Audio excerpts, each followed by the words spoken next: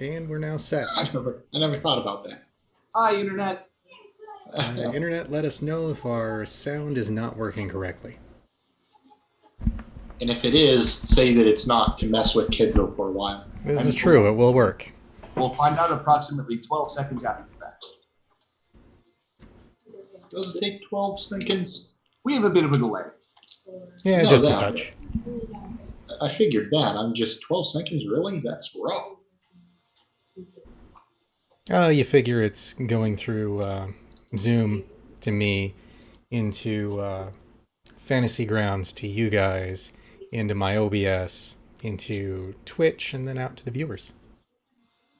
Fair enough. If I didn't know any better, I'd say we're trying to make our bank account transactions untraceable. Well, we just need a few more satellites. Only a few.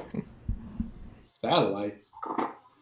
Yeah, to bounce it back through, you know. Oh, I totally right past that. You, whoever sneezed. Is that really Ike? Yeah, it is. Okay, now you're doing it on purpose. That's How are you the doing, mother-in-law like 2 rooms over. I can't believe you heard that, but you don't hear the podcast. Because the podcast is closer. Maybe your mic's better at filtering certain frequencies. Probably. Sounds good. Well, okay.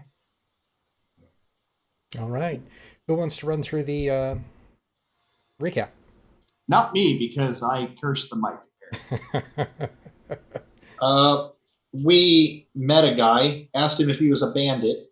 He said no, asked no further questions before allowing him to join our party and be there while we're sleeping.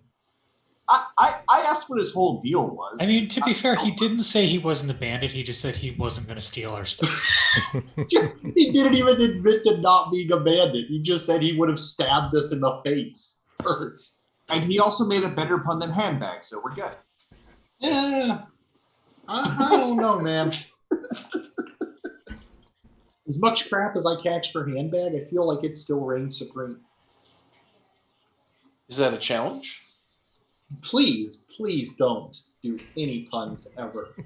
Yeah, I think that means That you have is to challenge. talk exclusively in puns now. But by popular vote, that is a challenge. All right. I will tell you that you're a bad person every time you make a pun. All right, Anyway. so we met the possibly bandit Kai. Went on an airship trip from Ravens Bluff to I forget the name of the city. It's something about the reach of Dwarven kingdoms or some King's such. Reach. Yes, King's Reach. Thank you. Found out from some miners that there's some sketchy stuff going on at the mine we're going to. Kai may or may not have forged a document to become the owner of said mine. And then hand incriminating evidence to Draho to hold on to. We went about halfway up the mountain, found a cabin full of orcs and an ogre magi or two, killed all of them. My Book of Shadows then started to weep blood, and a bunch of devil stuff happened. I'm trying to be, or some devilish entity is trying to possess me. And we decided to just relax for an hour while that happened. Yeah, now we're gonna GTFO, I believe. I mean, when does paranormal stuff ever happen in a cabin in the woods? Oh yeah, and I took a vial of the blood because I'm just reading I've got vial of book blood written down. And Art is expanding his horizons on how to leave warnings. Yeah, eventually you're going to be doing some real avant-garde crap. To start wearing a beret. That pretty much covers it. Yep. So you guys had your short rest. So anyone that needs to deal with adjusting hit points, go ahead and make rolls. I got my arcane shots that I didn't. Yeah, I used one. I got them both back anyways. Doesn't matter. Yep, I had to. How are we doing with that ethereal binding? Worse or the same? The same. Want to try Well, if it's one all more the same, dispel? same to you guys, I would very much like to be gone from this place. Fair enough. Yep. I am happy to leave with everyone else. We don't have anything worth collecting at this place and taking with us, do we? Yeah, I scooped up all the javelins. So. Okay, I yeah. realized I forgot to ask last week. The relative on my mother's side that I recognized from the book was that one of the humans or one of the elves? One of the humans. And I recognized way up the line one of my ancestors. Correct. Really hope you're not setting this up as we discovered that we're a long lost family. Oh, I never do that. I really hope that as well. Because I don't it want would to be be part bad of your for degenerate Drawho. bloodline. Well, it would be bad for Drawho to learn that at some point in his family, they married into a lesser race than elf. Like, the lowest we're willing to go is maybe wood elves. Maybe, if they're from sufficient enough noble ranking. I'm your 17th cousin, 10 times removed. Well, we'll see where it goes. So, post finishing up your short rest, just as you guys are getting prepared to leave, go ahead and roll me perception checks. My brother's uncle's sister's cousin. Your father's brother's sister's cousin's former roommate. Spoke to the guy once. What's that meant, Gus? Absolutely nothing. So, yeah, 13. 10. 60. Nice. All right. 15. Looks like 16 takes the pot. You notice off to the side of a cabin what looks to be a ghostly apparition of one of the elven men in the picture appear. And he just kind of stands there, wavering incorporeal, slightly in and out of focus. Mm-hmm. Did the 13 see him? Just the 16. Okay. So I'm going to point at the ghost. Who are you? No one of consequence. Know, though, that the goals of the sage and those of freeing your friend are entwined. Suffer not the knights or their dragons. Strike them from the earth, lest they set the realms ablaze. Do not fail, or we have failed. How do you know the sage? Sage was once one of us. Oh, are you his former party? One of them, yes. Yeah, we're definitely in the right spot. How many of you are dead? All but him. He extends his life. The final guardian. Ah, well, good for him. And he slowly fades from view. That was creepy. Everything in this place is creepy, Drawho. Yes, I think we should just hurry on, find that stone, discover that it's not activated, and go home. That's some One wishful of these thinking. things is not like the others. I have a bad feeling about this. Thank you, Han. No, we're just going to check on it. We'll be fine. Thank you, everyone in Star Wars. I don't care what you smell. Get down there. No, happy beats, buddy. Happy beats. While we're traveling, I need to get that damn pseudo dragon out of the box and get him comfortable going with me places. So you go to open the box? Yes, I'm going to open the box and ask him if he wants to come out and ride on my shoulder. You get the picture of ice, a frozen over lake, and then the box shuts. What? Oh, wait, no, I don't know what you heard. What? I'm just going Just got to... told when hell freezes over. Okay, that sounds like the dragon equivalent of hell freezing over. Yeah, but the thing is, Draho wouldn't understand that at all. To me, it sounds like it's too cold. So he's just going to, after trying to open the box and gets that image in his head, he's going to out loud say, "What does snow have to do with this?" Did you have a concussion from that last fight, Draho? No, I'm yelling at a dragon. Again, did you get a concussion? No, I'm going to open the box. At Rokan Akir. It attempts to pull the box closed. You got to come out of the box at some point. Do we get to notice him arguing with the box? Oh, absolutely. He's not discreet about it. No. Oh yeah, Kaisan hasn't met him yet, has he? No, not for nothing, but what's in the box? It is a fearsome dragon companion that we found in a dungeon, and he seems to be taking a liking to me sometimes. His name's Fluffy Bottom something or another. Snuggles Fluffy Bottoms, but that's translated from Draconic. His name is Rokan Akir. It just translates to Fluffle Snugglebottom. Did you do that to that poor creature? But do it? No. He loves the name. Ask him. Ask him if he likes his name. Do you, in fact, enjoy that moniker? You hear some purring coming from the box.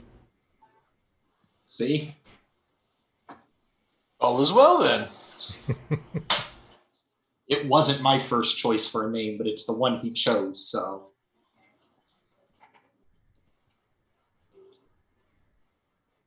Eventually, you got to come out of the box, man. There's a whole world to experience outside the box. Have you tried singing to it? What? No. That's what I have the kobold for. But I thought you were his companion. No, the kobold's the singer. We got the kobold, and then we got the kobold teacher. I think that's her official title.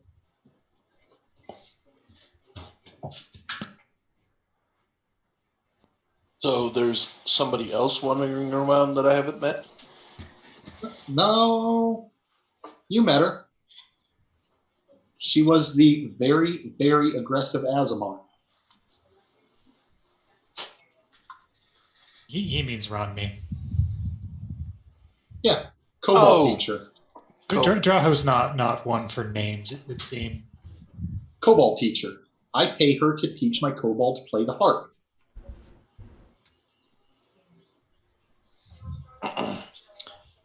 Do I really want to know what you call me when I'm not paying attention? As of right now, I call you the bandit that's very patient. Oh, right. I can live with that. I'm on to you. You have to get up pretty early in the century to get the drop on old Draw. That statement's going to be hilarious from a way different angle. Not too long from now.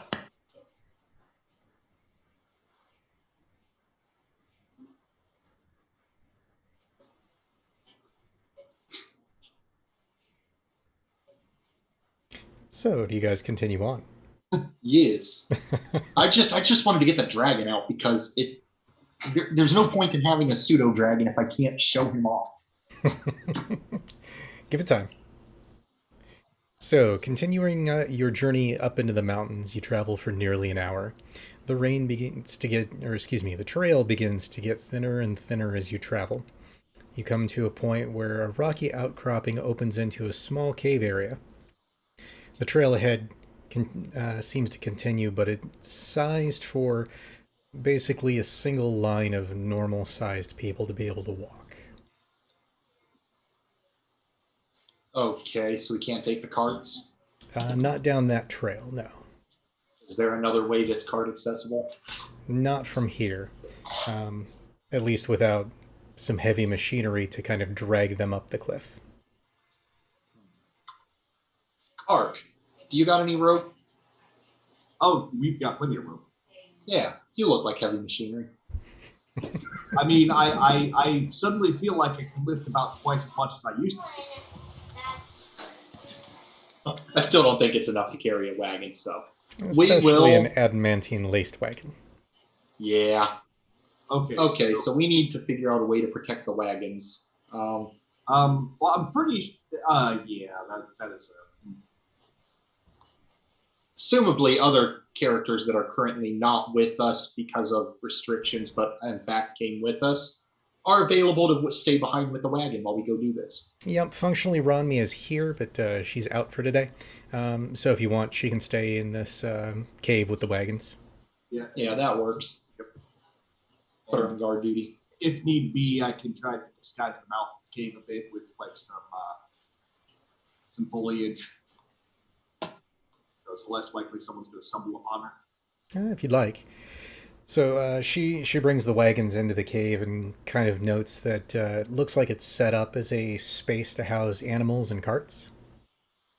Oh, well, that's nice. Yeah, good. So I'm gonna jump down. Think we should take Kibble with us. So, come along, Kibble. Let's go. Okay.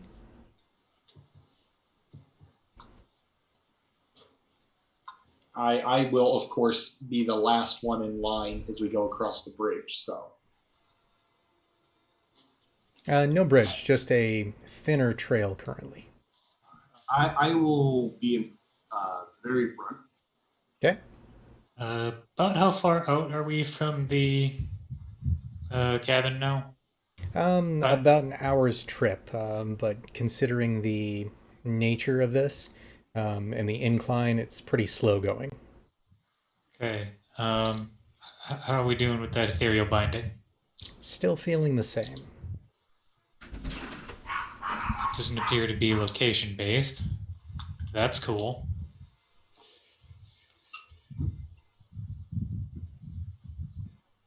Yeah, I think you should probably stay somewhere in the middle in case you collapse. Someone will see you. If I were to guess, it's probably tied to your blood. Or the book's blood. That's a weird statement to make.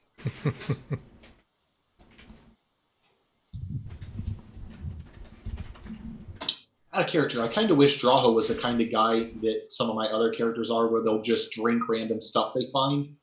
Because I would really like to know what happens if I drink that book blood. You can always give it a try. No, because Draho's not that dumb. Arguably. All right. Maybe it's more appropriate to say he's not that kind of dumb. He's got people to be that dumb for him.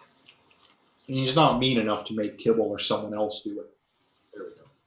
All right, so moving along the thinner track, do we have a marching order other than me in front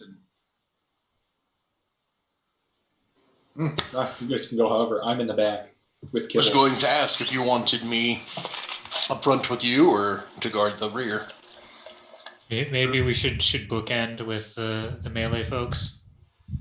Fair enough. Then me and Kibble will go just before the. No, I don't like that. Putting my back to the bandit. I mean, this would be a really inopportune time for him to murder you, Draho. Yeah, but he could do it, and none of you would know. I think we would. Lord Draho, understand this.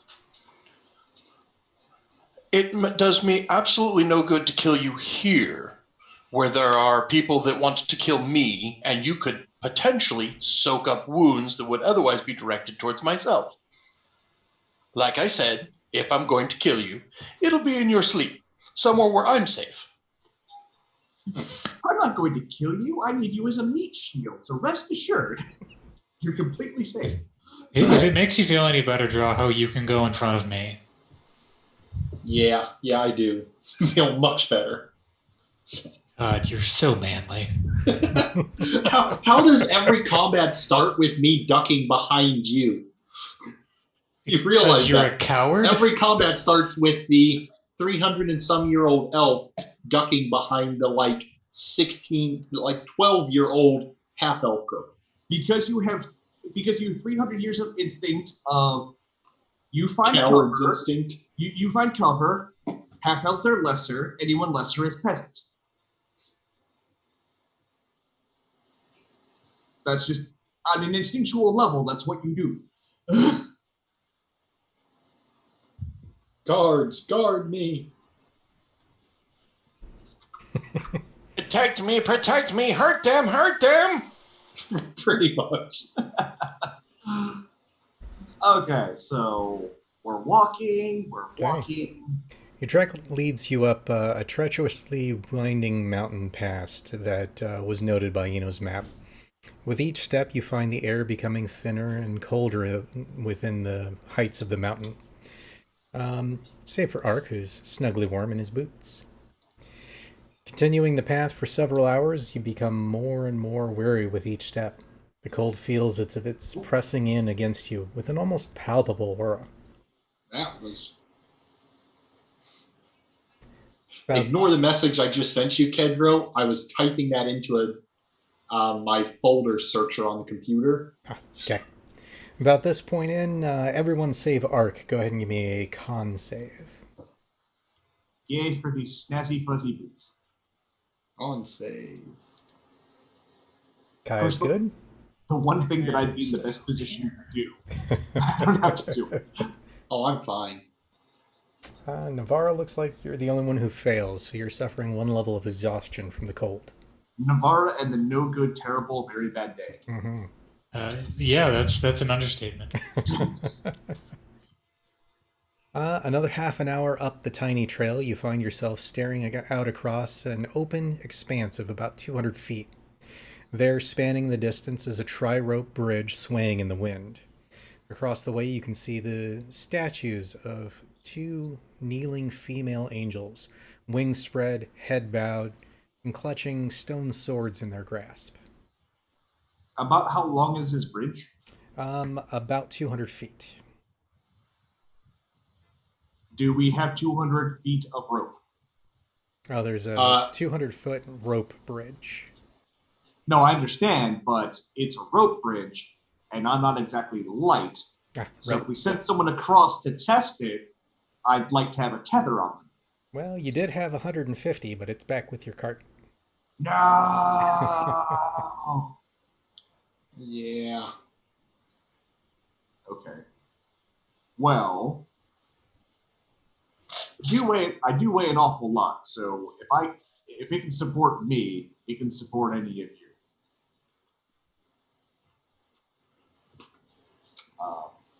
Shall I volunteer to try to go first? Or do we want someone a little bit more agile to go across and kind of test it as they go? If we're looking for agile, it would have to be either the half-blood or Kibble.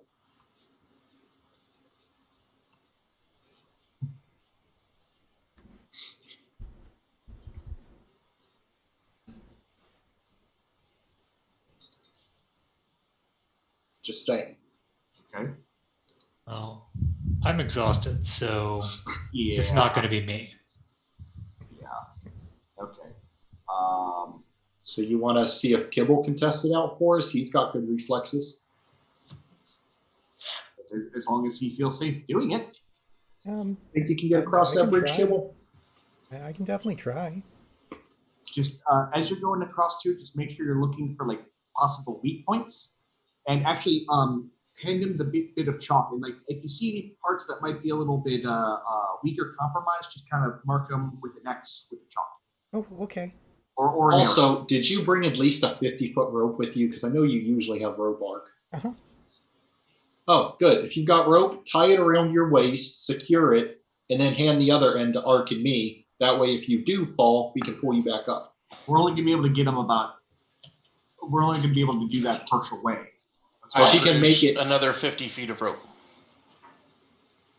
yeah, but if he can make it out that far, then we know it's safe for us to go that far. Okay.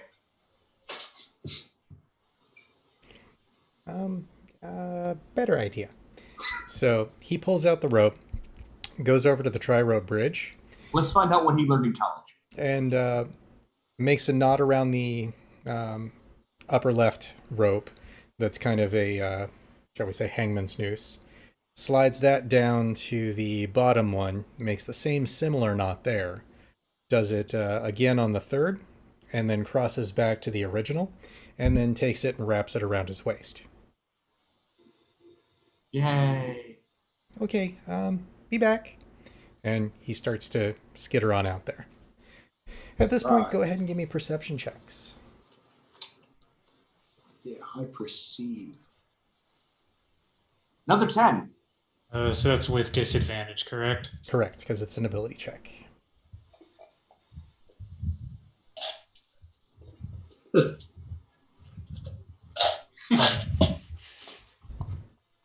All right. Nice. That's not bad for a disadvantage.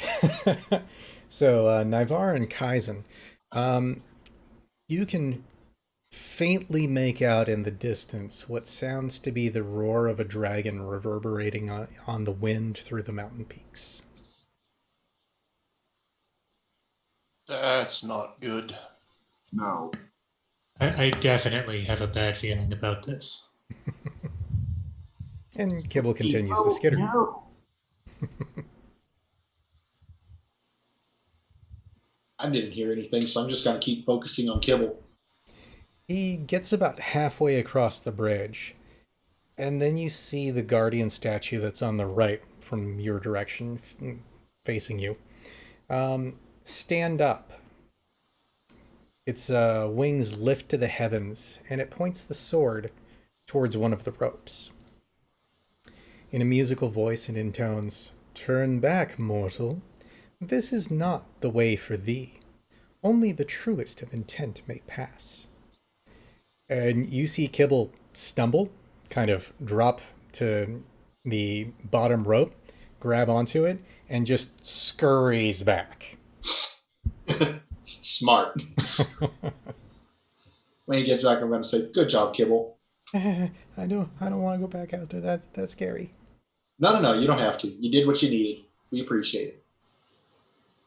I give him a pat on the head. Okay, so it said something about having to be true of heart or something. True of intent. True of intent. I mean, I'm gonna yell across the bridge. What's true to intent mean? Well, come out onto the bridge, and we're happy to test you. pulls out a yield dictionary. The definition of true intent. I mean, at this point, I'll take the challenge. Draho is basically being told his intent is a bitch, and he won't take that. And to say that we know that he will truly intend to do is prove someone wrong. All right, so you head out onto the rope bridge? Yes, I will confidently strode, or so it appears. Okay, doing anything with additional rope connections or anything? Yeah, that thing that Kibble used. Okay. Actually, you know what? No, I'm not going to go with the rope or anything. Okay. I'm going to go straight out there. I'm not going to let him talk down to me. All right, go ahead and You'll give me an acrobatics The check. day of One Reichlin lets a statue talk down to him is the day our family burns. So I'm going to tie a rope around my waist. I'm going to hand the other end to Ark. Secure that, will you? Okay, and I secure it to the closest to the bridge thing that I can find. Sure. So the bridge ropes themselves are attached to large boulderish objects, which are then run through hooped, spiked metal bits. That is what's keeping the kind of length differential. All right, then I'll secure it to one of the metal spiky hoop bits. Okay. So I will strode forward confidently, All right. apparently. Give me a acrobatics check. You know, I figured that'd become the number of times he said it's apparent or that he's confident, I feel he needs to make a perception or a deception check or persuasion. I will make a deception check to make you all think that I'm not shivering right now. At my -1. And I will insight that. Good luck. The dice really like me to fuck with you. No, he's okay. I've never seen him so brave. So yeah, I'm gonna strode out there and do my acrobatics. Mm-hmm. Don't make me use the coin. 14. Would you like to use that coin? Considering you said that, yes. I would like to use the coin. 18. A little better. Would you like to use your inspiration? Really? You're a little too gleeful asking that question. Does an 18 really not count? Well, see, you have to declare that you're going with the roll before I tell you the outcome. Oh, really? He's simply reminding you of your options. That's all. No. Well, so now here comes the question. Do I want to stick with that 14 now that I know it might have made it? Well, you already And not rolled the waste my coin. coin. Yeah, but I'm not going to... I thought I had no choice to pass it. No, I not wouldn't have taken necessarily. the second roll if it wasn't for the coin. You know what? Let's do it. Coin spent. 18. Go for it. Okay. So with the 18, you're fine. It is DC 15 to get out there. Oh, good. You do find yourself swaying slightly in the breeze. As you get to the middle, that same guardian that was standing before stands again and states, "More precious than gold, more powerful than the sword. With it, you're a hero. Without it, you're a murderer. What are you?" Hold up now. I'm actually good at riddles, and I ain't using the internet for this. What was the riddle again? More precious than gold, more powerful than the sword. With it, you're a hero. Without it, you're a murderer.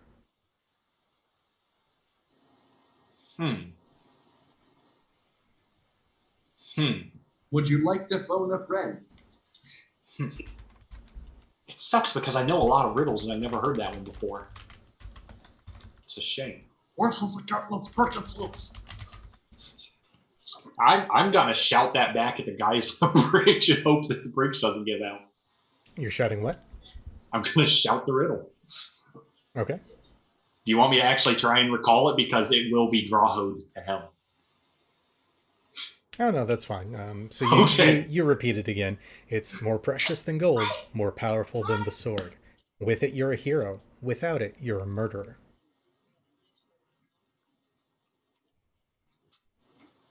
I think it's honor. All right, I'm gonna trust Art. He seems to know stuff about things. That may not be the best idea. So, considering nobody else gave me a suggestion, I'm gonna say, is it honor? The statue goes back to its kneeling position. I'm gonna yell back, good job, Ark. I'm smart. The statue then on the left stands, places its sword to the other one. Round 2. Oh, One more. Are you and your companions noble of heart and deed? yes. Are you being deceptive or persuasive? What do you mean? Everything I've done has been for the greater good. Okay, persuasive it is. Go ahead and roll your persuasion check. The point is, Draho believes he's serving the greater good. Yep. Inspiration? Go for it. Inspiration. Burn it all of it. Well, I only get a +2, so I really don't have much going for me. It's fine.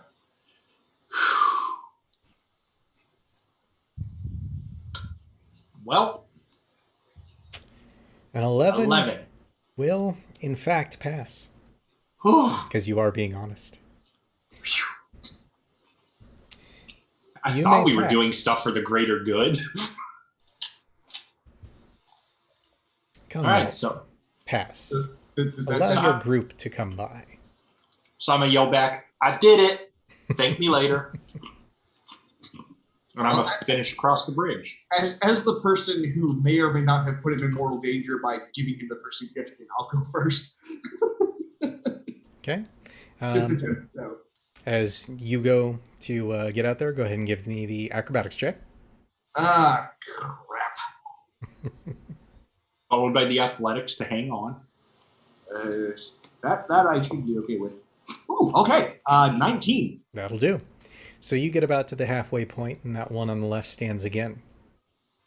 What does honor mean to you and your companions? Keeping to our word, protecting each other, seeing our promises through, and not giving up. All right. Give me that persuasion. Shit. Why are you making us use stuff that we're not good at? That's particularly why. Natural 20, Wonderful. It kneels, which for the total is 19. it kneels back down. As it does, it says, "You may pass." Second one about to challenge him. I'll keep going. Okay. No, that But was the second one. I'm gonna stand close to them. Okay. All right. I guess I'll go next, but I'm going to need to be rigged up because of the exhaustion. Okay. Kibble rigs you up and rigs himself with you. And I'll head on out. Does Okay. anyone have guidance? Oh, yeah. I'll cast guidance on myself before I go. Good plan. All right. We'll start with the acrobatics check. Okay. Right click for two of them. So the lowest one is a 9. You need a 15, right? Correct. I can give you my inspiration. Well, I haven't used mine yet, so I guess let me do that. Do I just roll one more time or two more times? Once more, and you get to essentially pick the highest.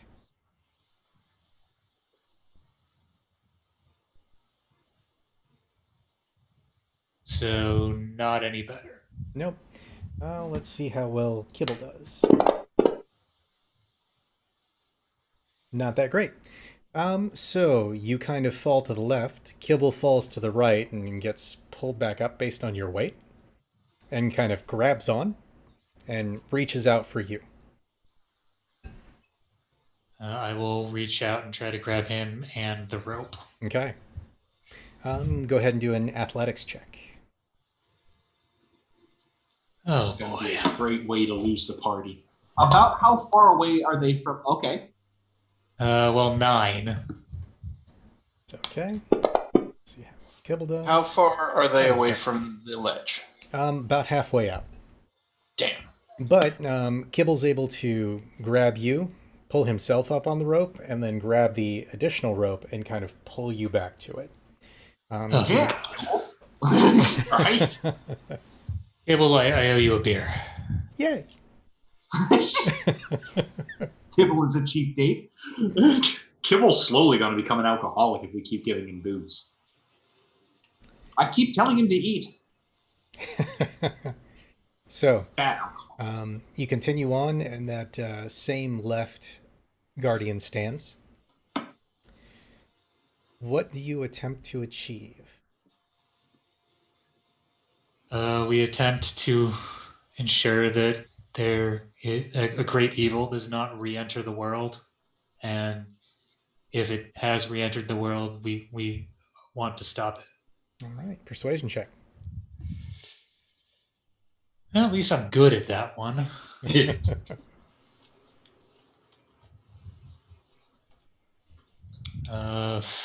15 is the lowest. That'll do. It kneels, and as it does, you may pass.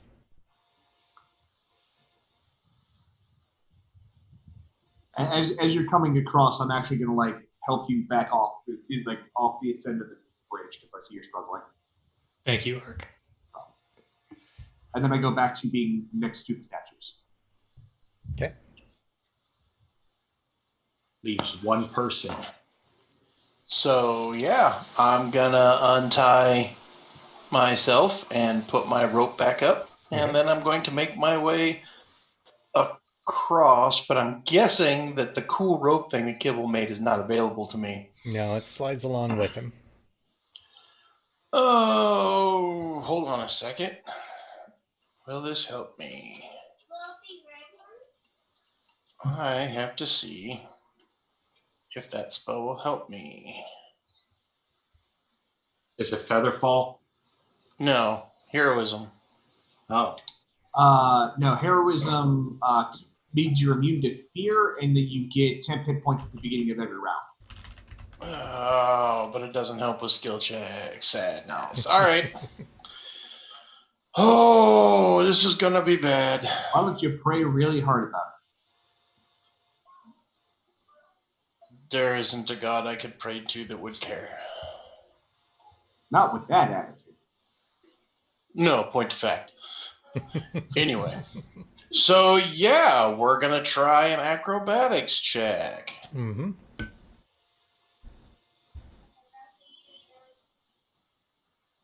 I mean, Drawho did want to be rid of you as soon as possible, so.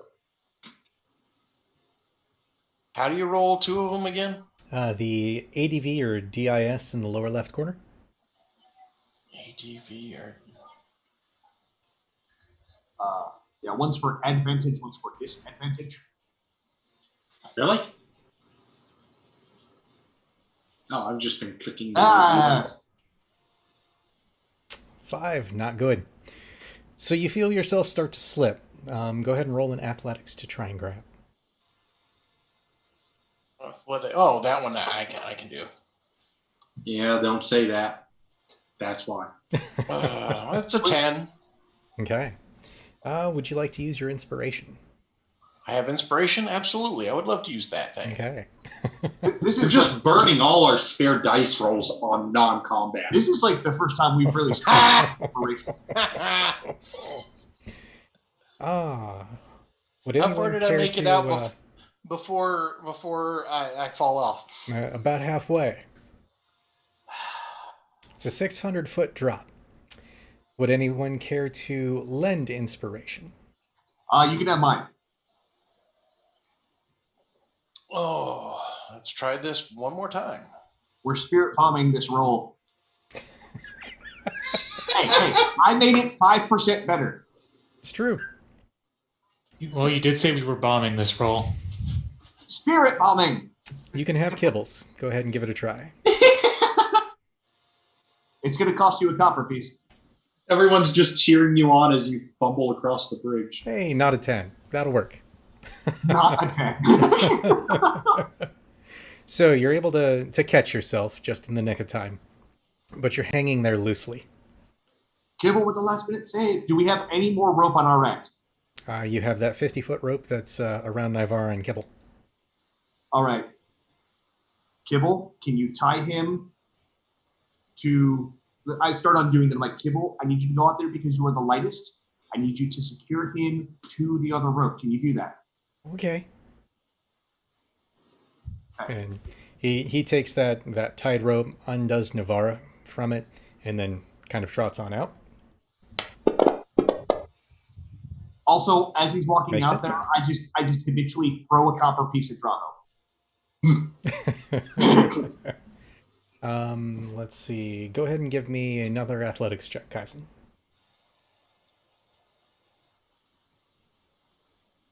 Much better.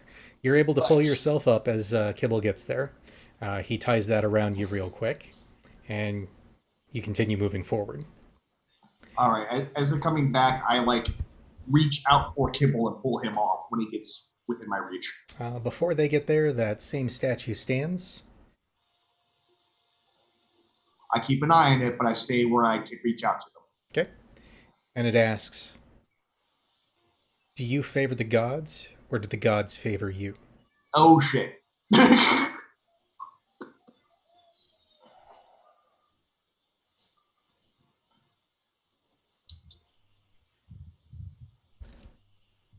That's an interesting question. Several hours later. Yeah.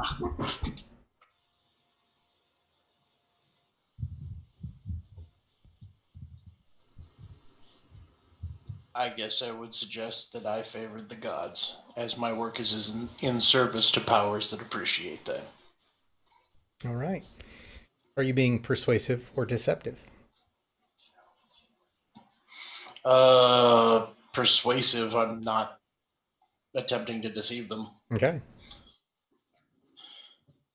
It's gonna suck if you went through all that and now you get dropped. Good enough. You may pass. May the spirits of this valley journey you forth swiftly to the end of your goals. And it kneels. Almost traveled him swiftly to the end of this gully. I'm gonna say that sounded vaguely like a second-hand attack. Your goals do kind of end when you do.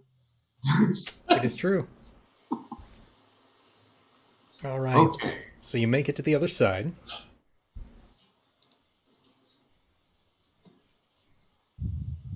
So, okay. Yeah, that was. Yeah.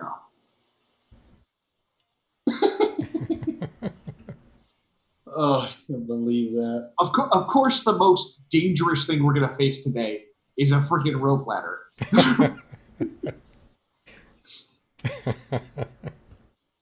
Keeping you on your All toes. the ways I figure I'd die. Well, Falling to my doom. That's all that will fit on that lower rope.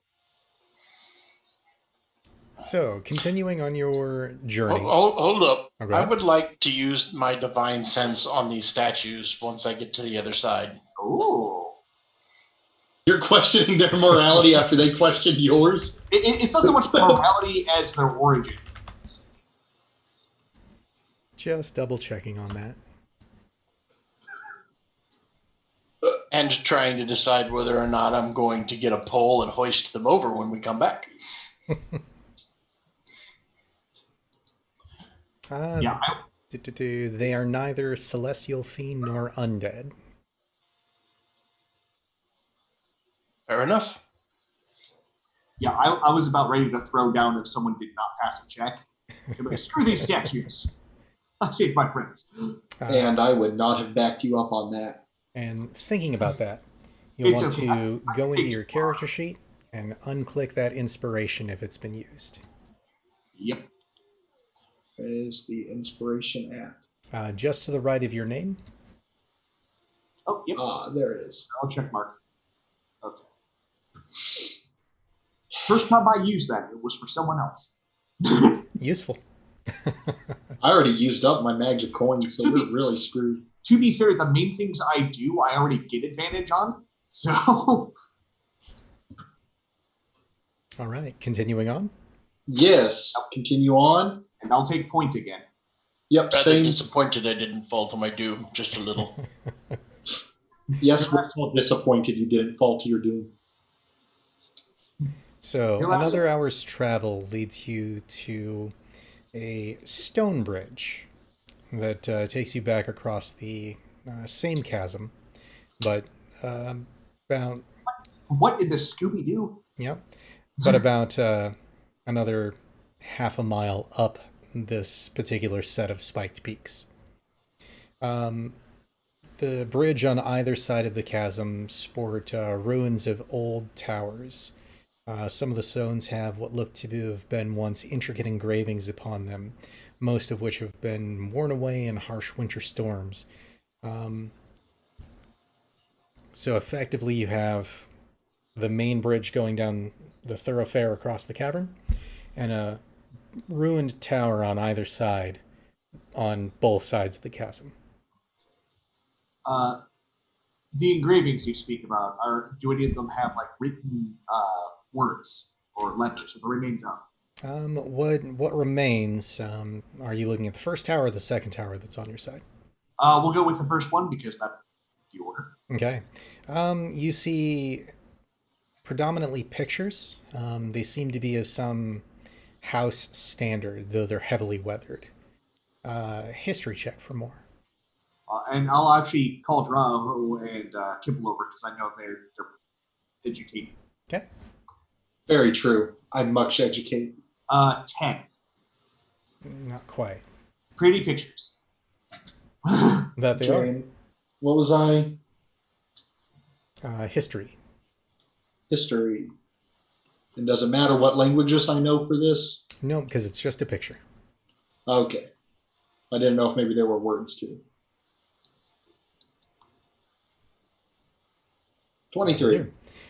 This is the regalia of the House of Tuor Stonebeard, the original king of King's Reach.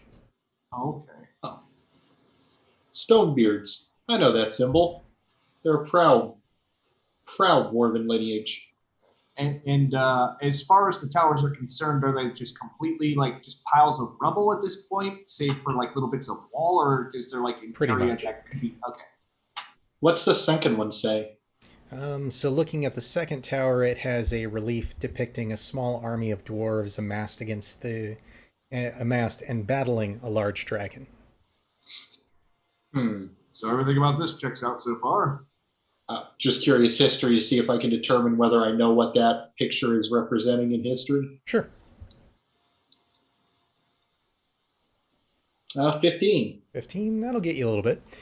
So originally in the Giant Spike or Earth Spur Mountains, whichever one you want to call them, synonymous with each other, a large brown worm was taking residence here. Effectively, Tuor Stonebeard and his clan had to come in and rid the mountains in order to begin delving into them. History states that post defeating said dragon, they became rich upon the spoils within the mountain, not only of the dragon's hoard, but what they were additionally able to mine. I'll pass that info along to everyone in case it becomes relevant later on. And you said this was a stone bridge? Correct. Guessing if this was a dwarven society, it's at one point it would have been extremely good construction, but now a little less just worn. A little more worn than you'd expect, but given the heights that you're at and the fact that it spans over 1,000 feet, it actually looks pretty good. You said it spans over 1,000 feet? Correct. Oh, this is potentially worse. Okay. I'm assuming there's like at least some pebbles around, like Oh yeah, absolutely. like no bigger than a golf ball. Yeah, yeah, just about everywhere. You're in the mountains. All right, I'm gonna gather up a few of those, and I'm gonna skip one as far down the part of the bridge that I can see as I can. All right. Tink, tink, tink, tink, tink, tink. And then it sits there. Only 6 skips? You can do better than that. I'm just gonna, if everyone's cool with it, I'll go first. No other volunteers. Okay. I only went first last time because the statue called me a bitch. So I'll go out slowly and carefully until I reach where the rock stops, and then I'll repeat because I'm just trying to see if anything's off about the stonework here. All right. Why don't you tie off and I can hold on to the rope? That way, if you fall, I can catch you. That's not a bad idea. We're just going to only be doing that 50 feet at a time. Or for 1,000 feet. So. Yeah. And I don't mind if those two go out on the bridge alone. Okay, just know if I fall over one side, you might have to fall off the other side. Just balance it out. By the way, Kedro, after he starts following Ark out with the rope, I am going to draw my bow, knock an arrow, put one in my teeth, and not aim at him, but be prepared to fire should he do something to Ark. All right, sounds good. And about how wide is the bridge? About 20 foot in span. Oh, okay. So generous. Yeah. All right. You would suspect that the dwarves were using this as some form of a major travel point between the two mountains. Gotcha. Okay. So they would like drive carts over this thing. Mm-hmm. All right. So I'm going to stay in the middle as much as the structure allows. Okay. I was going to say, did we ever buy that 10-foot pole? Yeah, it's in the Still in the cart. cart. All right, You never said to bring it. Everything is in the cart. Wait, you want a pole? I'll use one of my javelins, something that I can use in one hand. Okay. Well, I have a spear. Right, but I have plenty of javelins. As you wish. Spear's longer. Mine's bigger than yours is. Mine hits harder. So That remains to be seen. I'm pointing to the mall as I say that. But anyway, I'll take one of the javelins out and I'll just kind of like tap in front of me, almost like a blind man using his stick. Sure. Just enough that it would, like that kind of impact. So it's not enough that it would do any type of meaningful damage, but it would definitely let me know if there's a structurally compromised area. Sure. Not a problem. So you start moving across the bridge in that fashion. You can see as you get towards the middle of the bridge that portions on the side have kind of crumbled off from the railing. But overall, the bridge seems structurally sound. You're able to make it the remainder of the way without a problem. And I'm acquainted with a few dwarves, so I'm doing their construction. I believe it seems to be fine.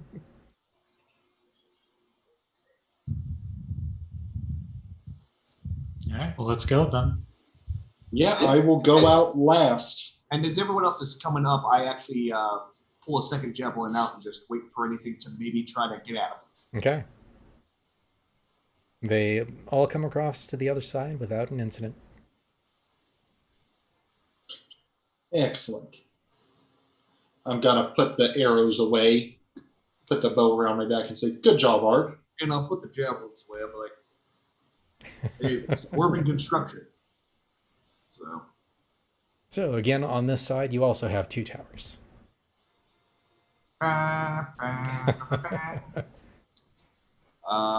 Since I saw that there were stuff on the first one, I'll be like, let's check these out. Yeah, I'll go with him to look at them. All right. The first tower that you go to over there shows a picture of what looks to be the same dragon that was in the second tower, but it's oddly standing triumphant over the body of many dead dwarves. Well, that's not good. I doubt I need a history check to know what this means. Does this strangely look like it was carved with a claw? Does this look like shoddier craftsmanship in the dwarves? I don't know. Dragons have a lot of time to get very good at things. Unless you're proficient in like masonry, looks basically the same. Oh yeah, that's fine. So history. See if I know anything about this. What exactly happened? 17. This doesn't seem to match up with any of the history that you know of. It very much goes against what you understood was the correct history based off the second tower. So the second tower was basically, history as I would know it is basically the dwarves fought, they killed the dragon, and they took over the mountain. Correct. Yeah, I'm going to immediately go to Ark and say, I feel like the loser's rewriting history, and that disturbs me. Because the loser was a dragon. The dwarves won this battle. Are we sure? I've read a book on dwarven histories after we met that Craghammer guy because I was curious how they could leave a guy for couple decades out in the middle of nowhere. Now that book on dwarven history, are you sure it was written by a dwarf? The name sounded dwarvish. It involved a lot of rocks. Whoa! No. It had a lot of mentions to rocks and hammers. Stereotypes aside. Well, perhaps at the very least, it might not have been the whole story. Maybe. I mean, everybody lies in their histories, but generally you don't write out that the fact that the king and all of his guys settled on this mountain after killing the dragon. Also, if they beat the dragon and this mountain was so rich, why is this abandoned? I have a question. Does the carving of this dragon standing victorious look as old as the carvings of the first dwarves we saw? Are you proficient with masonry tools? No. Give me a generic int check. Oh. Wait, you can just do a generic intelligence check? Flex! 16. Yes, you don't have to. The brain is. Still looks basically around the same age. I love how like meta. It's like there might be a thing, we just don't know it. Yeah. Well, Drawhope just knows that whoever wrote this one is lying about what happened. So what's the fourth tower saying? Well, maybe we'll learn some more as we go. Yeah. What's the fourth tower say? See if it correlates with everything we know. So the last one, most of the engravings on this one are so weathered that they can't really be seen. Except for a very small patch that looks like the maw of a dragon inside a cave-like entrance near the top of a mountain peak. Anything I can roll to get a better idea of what that is? Not specifically a better idea, but this one, go ahead and give me that int check. Okay.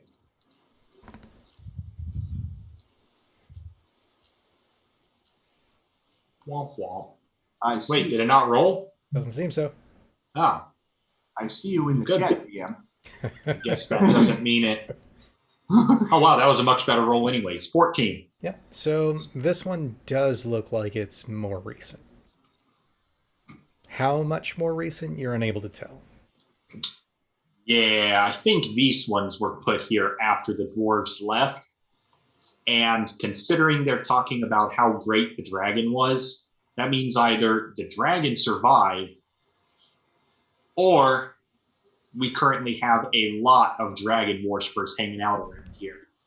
Or maybe the dragon successfully reproduced and hid their egg, and this is the younger one seeking revenge against their parental figure. That's extremely convoluted plot. You wouldn't put an extremely convoluted plot past me now, would you? I'm saying Drago, he's like, that sounds like something out of a bad novel. I think the more likely outcome is either they didn't finish off the dragon, or there's a bunch of what I can only assume are dragon cultists that worship said dragon, and they're out here now. So keep your eyes open for creepy dudes and probably kobold skins, the way these people kind of roll. Given what Eno said, that's probably likely. If What do you mean, somebody's what? looking for a dragon stone, I mean, probably worshiping dragons. I mean, we all heard that dragon roar earlier, right? Well, no, only 2 people heard that, and they never mentioned it to anyone else in the party. The bandit and the warlock are the only ones that actually heard it, and they didn't tell anyone they heard it. Because I don't know it's actually a dragon. It could just be wind in the mountains. Or one of your patrons having a particularly unarticulate day. Yeah, I was going to say, I have no proof that it's a dragon, so I'm not going to say anything, but I'm starting to suspect. Innocent until proven dragon. Well, Draho gave the 2 most likely outcomes. Either the dragon isn't dead, or there's a cult of dragon worshippers that are trying to keep his name alive. Possibly both. Okay, well, we can find out more as we go along, I think. Yep. Oh, I'm just trying to put my 1 intelligence skill to use.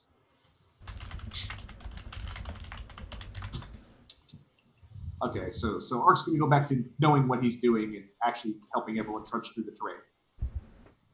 Yep. Okay. So, continuing your journey? Yep. Yes. Okay. About what time of the day is it now? About mid-afternoon. Okay. So your journey continues climbing the ever-thinning steep trail. Around what seems to be the final bend of the trail, a small opening reveals a much larger entrance to a cave mouth covered in a layer of frost. Above the cave mouth, embedded in the mountainside, is what looks to be a castle-like structure. Deep within the mouth of the cave, about 100 feet in, you can see 2 giant stone statues holding great clubs which rest at their feet, flanking 2 great iron doors. And the statues depict what kind of creature? From this distance, you can't quite tell. They're just large, hulking stone statues. Okay. Or they're mountain giants hanging out. Or they're statues of mountain giants. Well, we've Hanging out. heard that there are likely to be giants in these mountains, so We literally There killed are? one yesterday. Why didn't you guys say this before we came out here? I literally told you that when we were in the inn, Draho. It's not my fault. You didn't pay attention. We killed an ogre this morning. Yeah, but so far as Draho's concerned, they're almost as plentiful as humans in this world. I mean, given the number we've killed, yeah. No, Like- but for real, we did tell you about this. Oh, you did? Oh, no, it was the ghosts you didn't tell me about. We didn't tell you about the curse. Right. The curse is what you didn't tell me about. But we told you about the giants. Okay. Still messed up. You didn't Okay, so tell me anyway, about the curse. big mouth of cave, castle structures, statues of Frost. indeterminate depiction. And you said it's late afternoon? Correct. Well, and the frost seems to go into the cave or just surrounds it? Into the cave. Well, we can either try to set up some kind of camp in the cave or something out here and then go in. But we are going to start losing sun. Personally, I think we should just head in right away. You said there was like a castle-like structure, right? Correct. Kind of built into the side of the... Yep, sounds very dwarven. Mhm. Does there seem to be some kind of doorway leading to it, or would this cave entrance seem to have been the natural way in? So the cave entrance is, and those two giant statues are flanking two giant iron doors. Okay. Well, let's try to see what's inside and see if we can maybe find a little nook over to kind of hide in while we decide our approach. Okay. So the giant iron doors, about how high are they? About 20, maybe 25 feet. Yep, sounds like dwarves. And they seem closed. They do. Do they seem? I'm assuming since this is some kind of fortification, they would swing into the cave. From your vantage point, you can assume that. Okay. I'm going to kind of signal to everyone to hang back just a bit, and I'm going to try to push the left one open. Okay. So as you get up there, I'm going to wait for the statues to say something, because that seems to be their routine around here. They say, smash. Readying an action to club a statue. Stone versus wood. Darn, if only someone hadn't ordered 3 adamantium cards, I would be able to more effectively damage constructs. Hey. How about instead of that kind of negativity, you realize that we still have about a third of that adamantium left? You could have done that before we left town. No, because you had that scheduled and your own blacksmith said it's not on the docket. No, I already gave him the adamantium he needed for it. Yep. He didn't have time because you ordered that first. Anyway. Yeah, but there's not just one blacksmith in the entire town. I promise. You think I'm going to go to your competitor? By the way, my push, drag, and lift strength is up to 1,020 pounds. Nice. Yeah. If everyone else helps you, we could actually pull one of these carts empty. I only pushed it enough that we could fit inside. I should have been more specific. all right, is that coming through for everybody? Yep. Stone I giant. see stone giants. Yep. So as you get up to about that point, they're like, "Hey, whoa, who are you? Get out of here!" Does he say that in common-ish? Yep. Does he say it in Rocky? Basically. I get the joke. I get the joke. I get what you're doing there. Okay. Darn, if only we had a sorcerer here to make me big. Yeah, I asked him. Haven't heard a Okay, reply. well, he did ask nicely, so I will just back right out. I'll go up to my party and say, 2 stone giants. So I think if we do this quickly, we can take them out. Unless someone wants to talk them out of killing us. Who here thinks they can communicate with stone giants? I mean, I can give it a shot. They were speaking in common. Yeah, I think we should send Nivara up there. Okay, and I will be. What do you guys want me to tell them? I mean, what I would tell him is, "Be gone, lesser being. A Recklinmere walks here," but that probably won't help. Okay, Draho not helping. Somebody who's not an idiot. Draho, unfortunately, these guys wouldn't find us physically imposing. I think we have to. I think It's not about being physically imposing. The name carries the weight. Yeah, I don't think they know about you here. They should. They will. But they don't. That's the problem. They will when I leave. I mean, no one will remember your name if there's no one around to remember. Yeah, so I guess go forward and ask them if we can pass. And I'll go with her, 1, because they've already seen me. And 2, if anything happens, I kind of need to be right there. Okay. Well, go ahead and move yourselves up to where you want to speak from.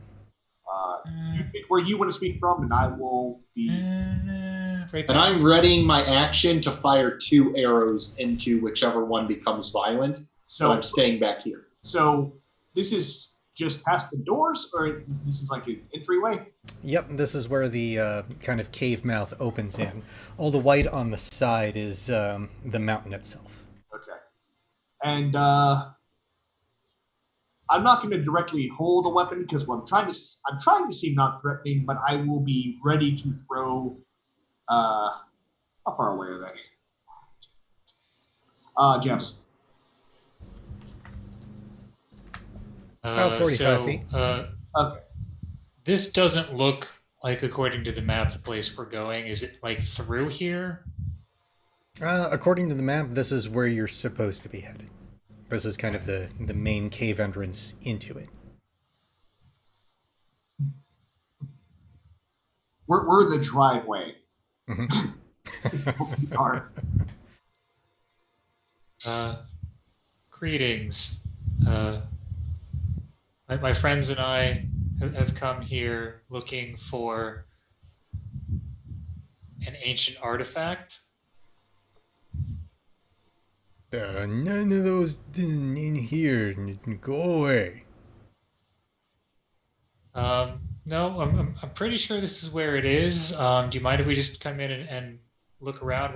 We won't, like take any of your stuff, or we'll just be in and out. No, go. No many people here. Did he try to say mini or mini? Like tiny. Okay. What if we pay you? Have all gold. Dragon gold. Our cave. Go away.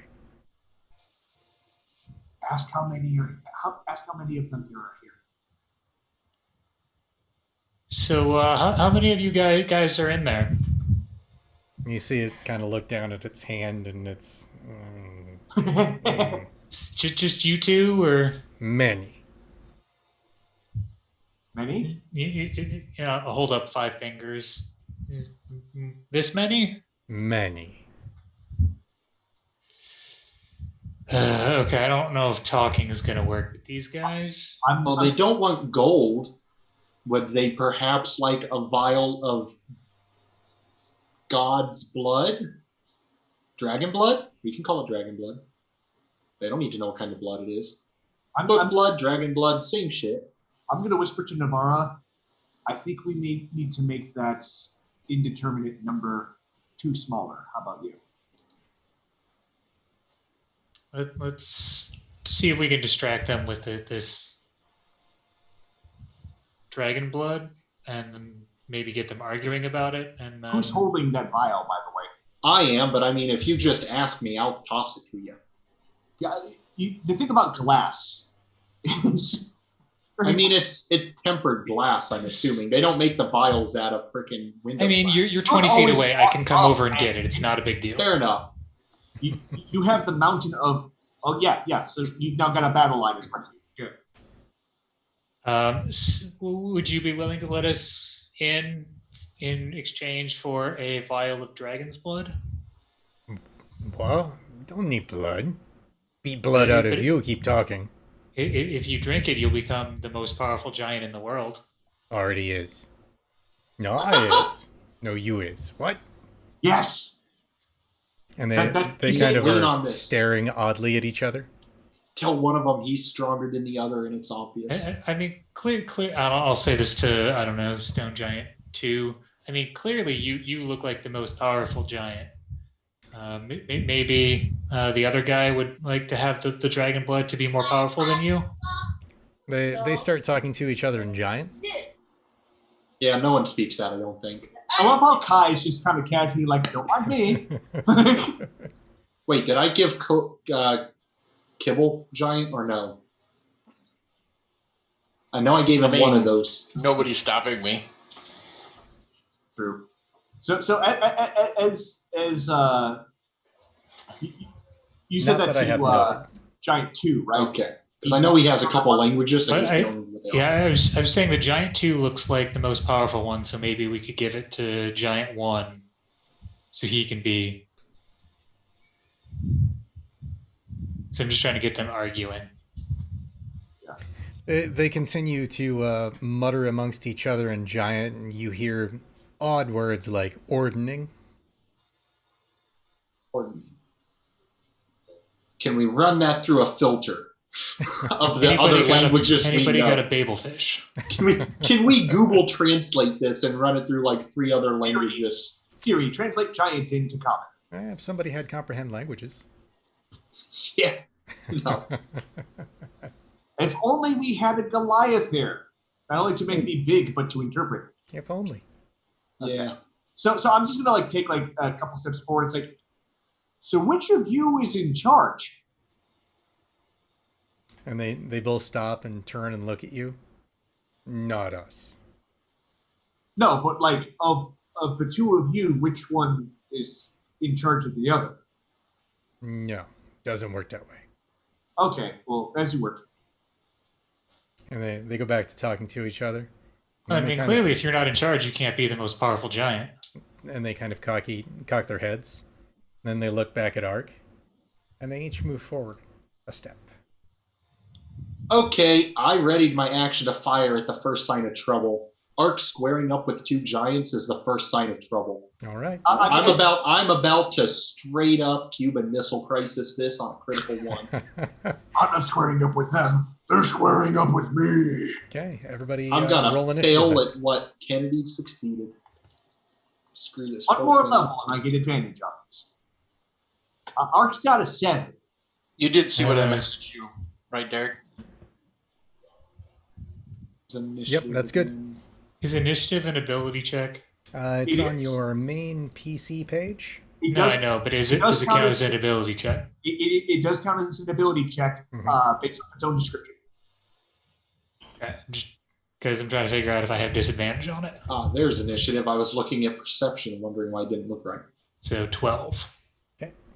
You're better than me. Lex! Well, it's a good thing I get my surprise action from having readied it, because I ain't going again for a while. All right. So, start of said surprise round is Kaizen.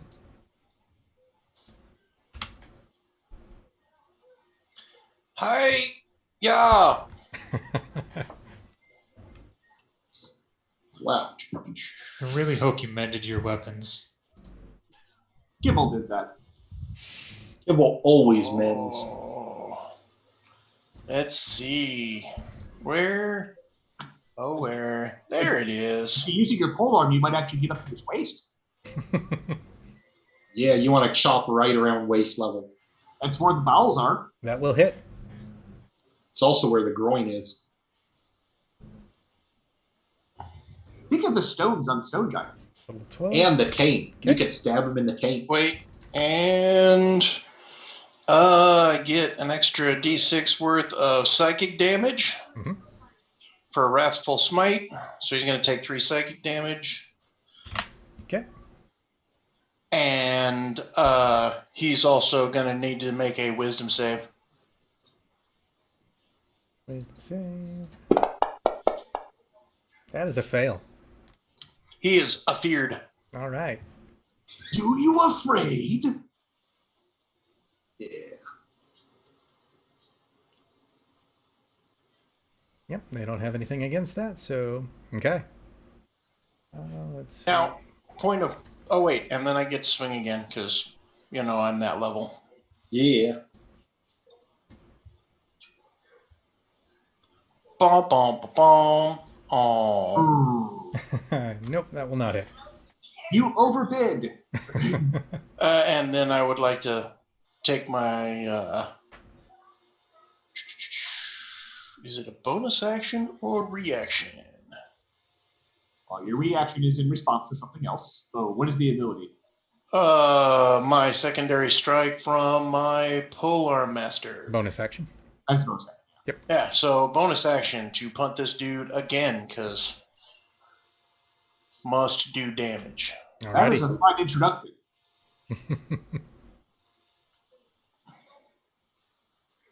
That will hit. Okay. Yeah. D4. Violent D4. And can I Divine Smite on top of that? You can. It is an attack that Lex! Ugh. Oh, for mighty, well, 1 + 4, so that's 5 points of damage. And then I get What level are you using of the spell? Divine. I'm going to use a first level. Okay, so 2d8. Yep.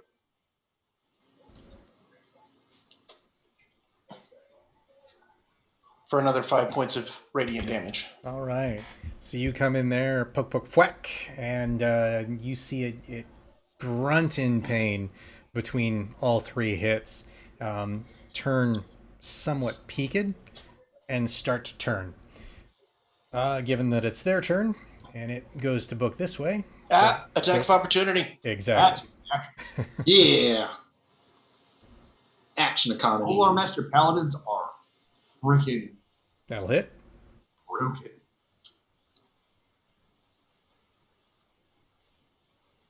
Right. Good. That added it. Any additional Divine Smite or anything on that? No, I think I'm good. Okay. Just use your spell slots all now. So it goes to turn, you kneecap it, and it only gets about that far. The first giant will then move up to Ark. Hello. It whistles for a bonus action. And I then, don't like your musical styling, sir.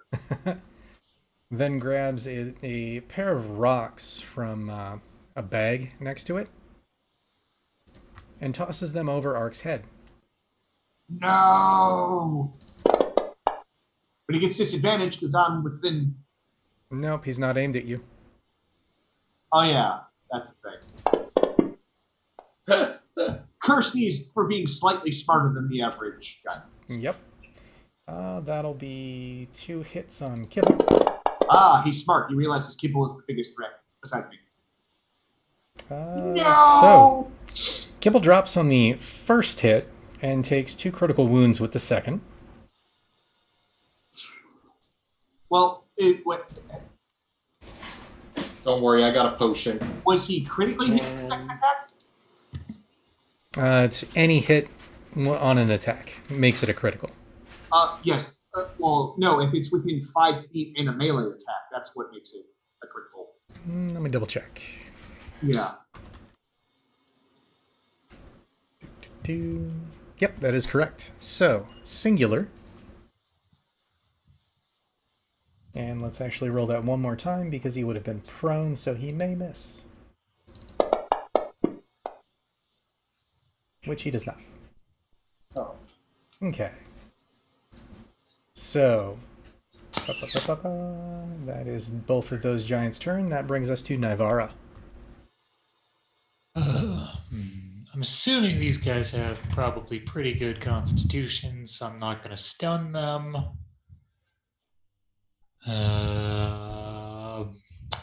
Let's just do all of the Eldritch Blasts. Okay. Yeah, you don't have disadvantage on attack rolls yet, so. Yeah. Yeah. Ooh. Yeah. Maybe. Nope. Also a miss. So 1 hit. Okay, at least 17. And make sure that tagged. Yes, it did. So 3 shots just kind of fly wild as you're getting that ranging in. The third one hits it square in the chest, and it kind of looks down and brushes itself off. All right. I don't want to be here. They can throw things really far, though. Yeah. There is a little bit of a wind to the cavern there.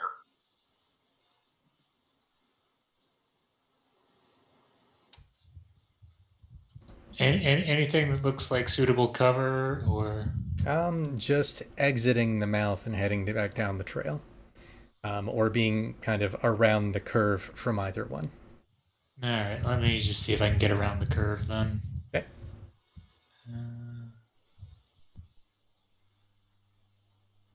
Yeah, that'll do. Sure, there we go.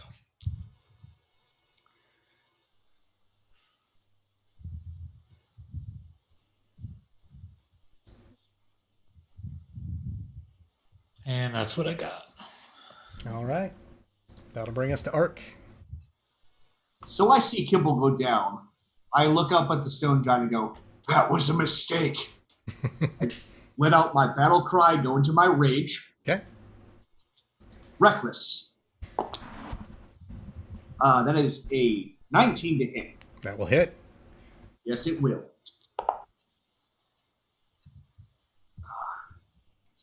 That is 11 damage. Second reckless. Natural 20 Very nice. on the duck.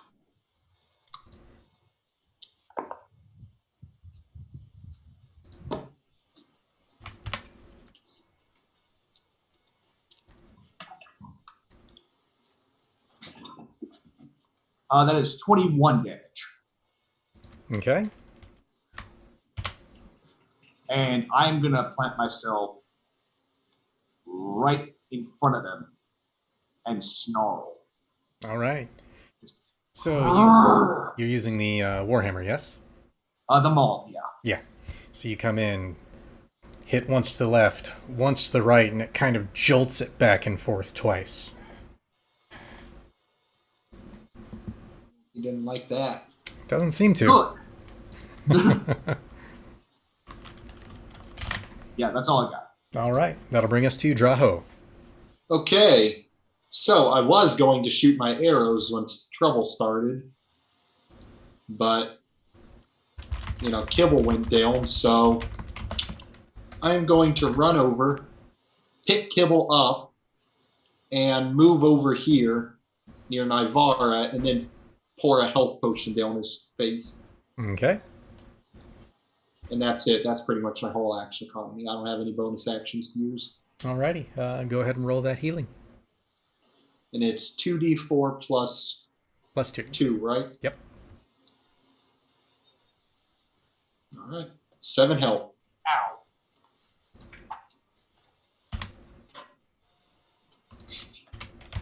There we go.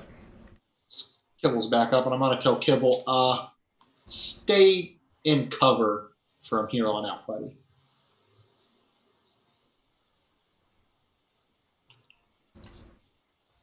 And let's get rid of that unconscious effect. There we go.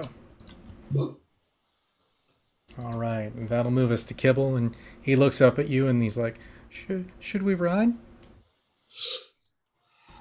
I would, but I don't want to leave them behind, bud. So fire arrows till they get the idea to run. They might be able to take them if we support them. Okay. So at 50. But don't put yourself where you can be hit. Stay back here with us if you can. Miss on the attack, but that is advantage because we're in a cave, which makes it a hit. And with the sneak attack.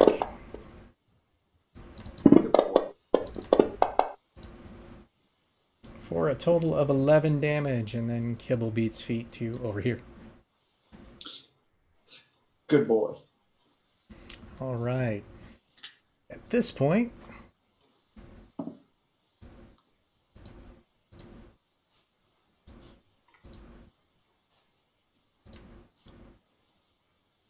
this comes running out. That's 10. Oh no. No. Check the movement on that. Okay, yep, that's as far as that can get.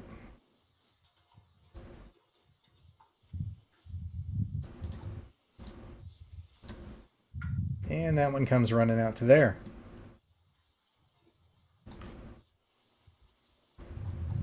Which will then bring us back to Kaizen's turn.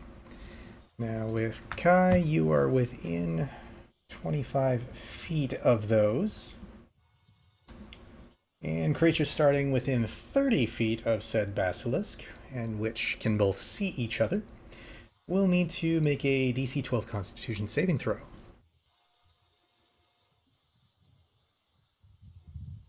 Sorry, say again? I was trying to look something up. For Kai.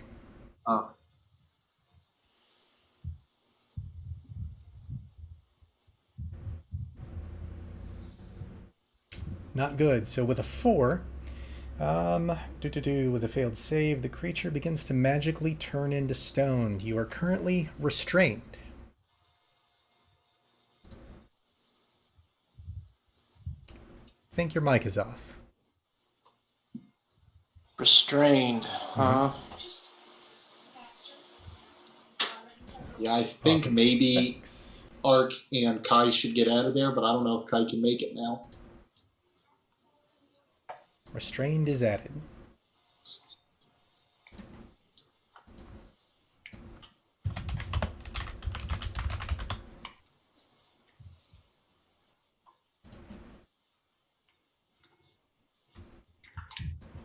And specifically what that does is your speed becomes 0. You can't benefit from any bonus to your speed. Attack rolls against the creature have advantage, and the creature's attack rolls have disadvantage. You also have disadvantage on dexterity saving throws.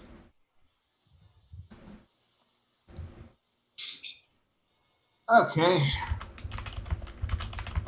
That's a good thing you made that one afraid of you. Yeah, I think we might need to retreat from here and come back later on when we have a better prepared. Well, he literally can't move right now. And I'm keeping this one from attacking you guys. Oh, he's actually restrained? Correct. Yes, yeah. He's partially turning into stone, so he can't move as much. I have to wait until the end of my next turn to try to make a save to get out of this. Mm-hmm.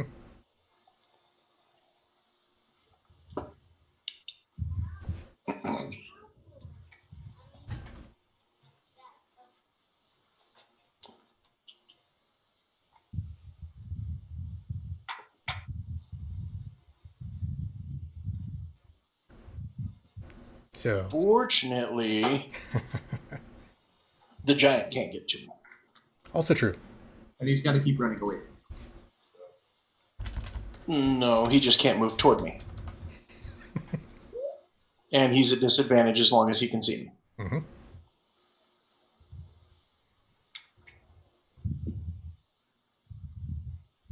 You do have your spear if you'd like to throw it.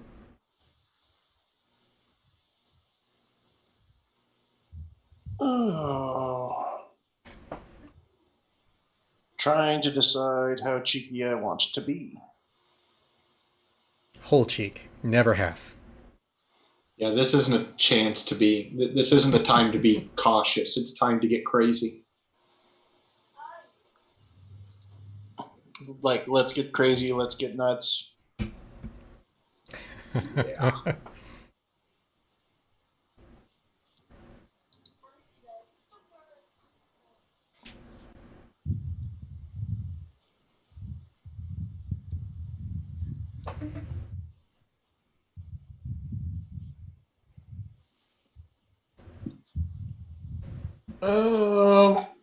Fine. Do. I don't know if your innate spellcaster would be handy right now. Well, that's what I'm thinking. Ah. I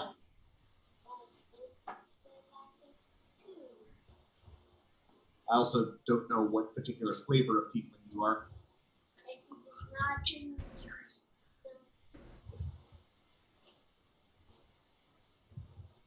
I just can't see the grid very well because I believe I can Misty Step. No, that's 35. Damn. I can Misty Step to there. That'll work.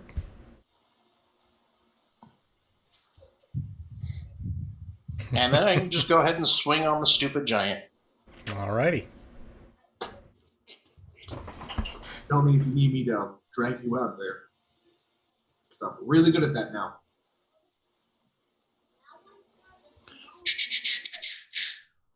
Come on. All right. Then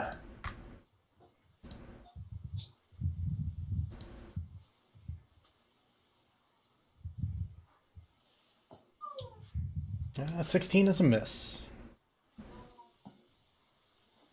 well, one more again. 10 is a miss. Don't forget your bonus. I won't.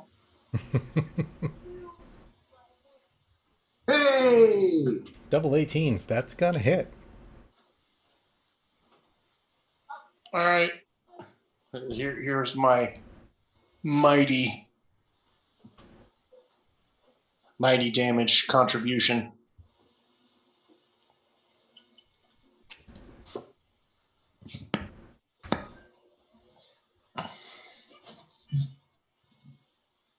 All right. And then I would like to make a con save to see if I can not be owned. Go for it. Wow. The dice just hate me. That is true. And we're all out of inspiration. Yep. Let's see. It repeats the saving throw at the end of its next turn. On a failure, the creature is petrified until freed by a greater restoration spell or other magic. So you see Kaizen just slowly turn gray and hold. That affects what was my next plan going to be. Wow. We are le boned, as the French would say. Well, I am leboned. Here we go, Cat. Come on in. Quick note on that. You weren't surprised by that.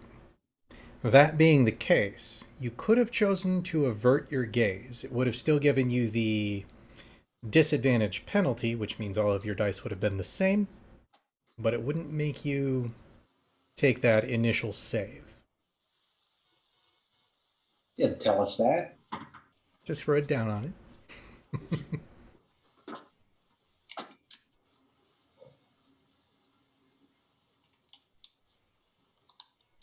Solid pun, Mike.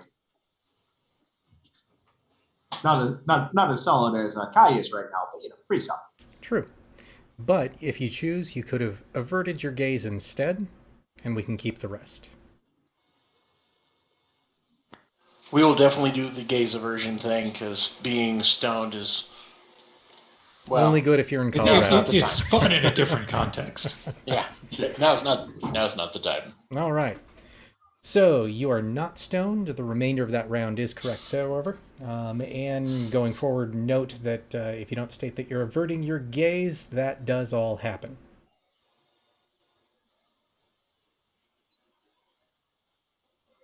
Everyone kosher? Yeah. Yep. What was Yep. the range on the basilisk snare? You're unsure. Yeah. 30 foot, but that's Okay. metagame. All right. That's going to bring us to Stone Giants. With your fear, how long does that last? 1 minute. Okay, so 10 rounds. Giant 2 Bring that. continues to go sit in a corner. Want back out? Giant. Well, we definitely found out that Stone Giant 1 is the stronger of the two. Yep. Stone Giant 1 will switch off of Kibble because he can't see him very well and switch over to Ark.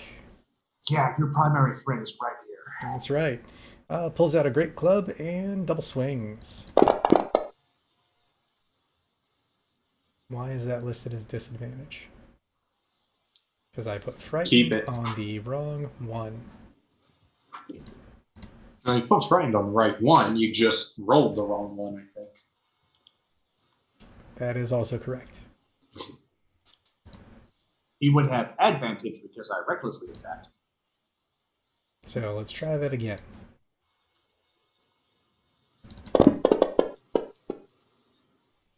$25 will hit on the first. Barely. Just exceeds it by 9. No. And 24 will hit on the second. Yeah, I mean, that's fair. 21 for the first. 22 for the second. Why is that not being halved? Because you haven't set it to where you're correctly raging, which is just fine. So we'll switch that down to a total of 21. Yep. Boom. I didn't know how would do things were we. Okay. Yep. There should be an effect. I'm not sure if we fully got the capacity that of adding class abilities to my character sheet. That is a good question. Let's take a look at classes. So within the Barbarian, let's open up yours. Race, Barbarian. Barbarian. This battle's going south real quick. Okay, guys, we've only done this, for 12 episodes. We're still figuring out the program. Does not seem to want to add, but that is okay. We will fiddle with that later. We can adjust the numbers. Correct. Yeah. Because it's the maths, and we do maths. That is the end of the Giants' turns. That brings us to Navara. All right. Navara will step out and command Stone Giant 1 to cower. Okay. Or I guess grovel. I want him to drop his weapons and fall on the ground. All right. And what type of save is that? It's a wisdom save, DC 15. That is my first nat 20 of the game, so he gets a 24. Oh, bullshit. Oh, yeah, no, we definitely found out this is the better of the two. I never get to do anything cool with my command. Yet. Fine. Just think of when it finally works well, how satisfied you're gonna feel. Very true. Jump back over here. Okay.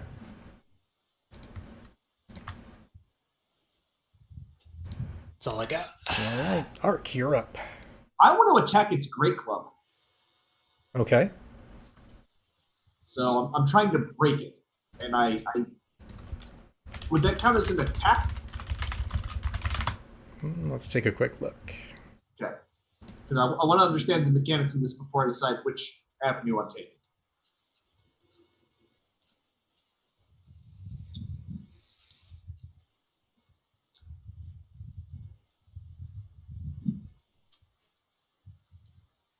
Looks like that is a optional rule. I mean, either way, I'd have advantage of it. But if I don't have, but if I can use my attack action to do it twice, but don't actually have to attack, I have advantage on checks to break objects. Yeah, we'll go with that, and we'll set it with a specific AC and give it X amount of hit points with a specific durability.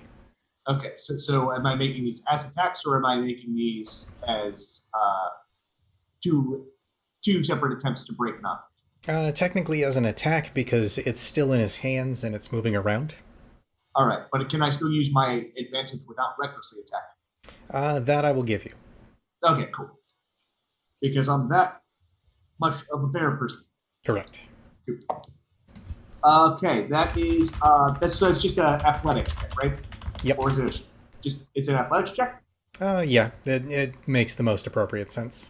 Okay, 21. All right, that'll hit. So we're doing this as damage? Yep. Damage versus kind of structure. Right.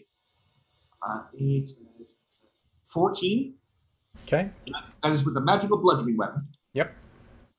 All right. Second attack / thingy. Oh, even higher. It's 25. All right.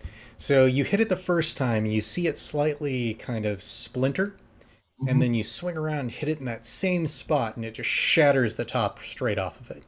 It's basically gone from a great club to a little club. It's just that scene from Men in Tights. Yep. All right.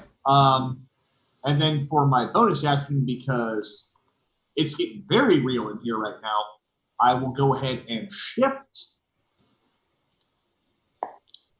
Ooh. 15 temporary hit points. All right. I've got that on you. Go ahead and adjust your AC. That was nearly maximum.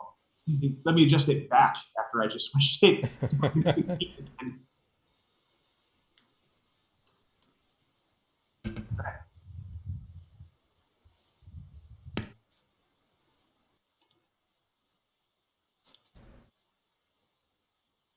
Oh, wow. Okay, I added too much there. No, my AC is definitely 33. Okay. And I'm going to stay right where I am. All right. That'll bring us to you, Draho. Okay, so originally I was going to walk up there and grab Kai and drag him back, whether he was stone or not, and make a getaway. But since Kai seems to be okay for now, I will shoot the giant they're fighting. Target the basilisk. Honestly, target the basilisks. Well, I can hit the basilisk 3, but I can't get to 1 because I have to come up from around the corner. As long as you can target one of them and take them out of play, you're safe at that distance. Yeah, I know. I just wanted to make sure you knew I can only get that one up there. But yeah, no, we've got this asshole. If you want that, then I'll go for him. If it seems like you guys can handle that, I'll. So far, we can handle it. I'll do my attacks on him. Yeah, okay. The petrification is really something we could do without being okay. That's that SS a sharp shot. So 17. Yep, does hit. And 18. So also 2 hits. All right. That is add 24. No, 28 because I used my modifier twice. So that's 28 plus 1d8. 2d8. 2d8 plus 28. That's right. 36 damage, magical, piercing. Very nice. All right, you chunk into it. It lets out a loud screech and kind of rears back. Is it dead? It is not. Okay, action surge. Okay. No time to play around. Not right now, no. 2 more attacks. Oop, did I roll those together? I did. Well, I don't think either would hit anyways. Not with a 10, no. Okay. So I missed with my 2 action surges. Go figure.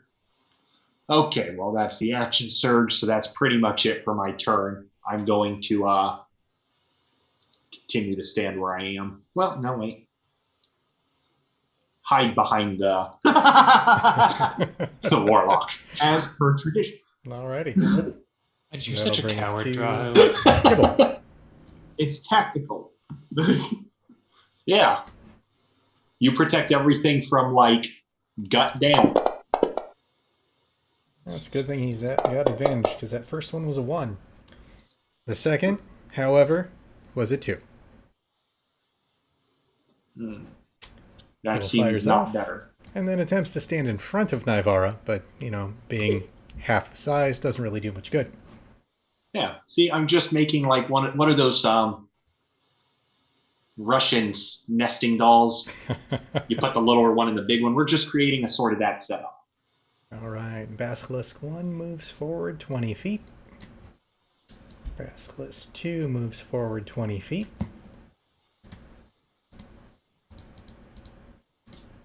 And back to Kaizen.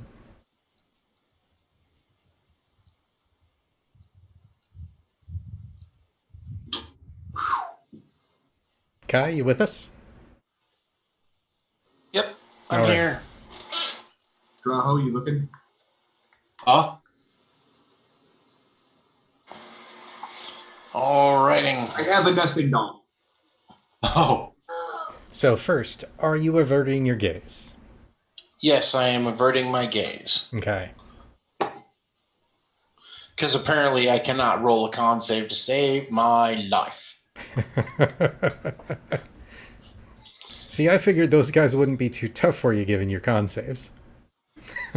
You figured wrong. Evidently. The con saves are just the bane of your existence there. Yep, that's the one. Just think in general. Okay.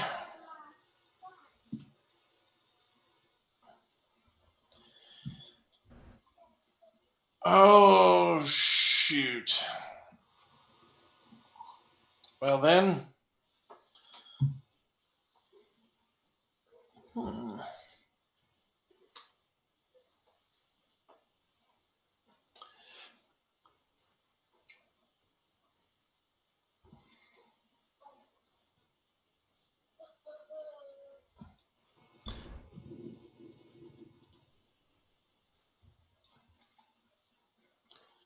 Why won't it show me distance to the basilisk from here? We're still which trying to figure out that which one. one? Basilisk 1 or 2? Basilisk 1. Nah. Sadness.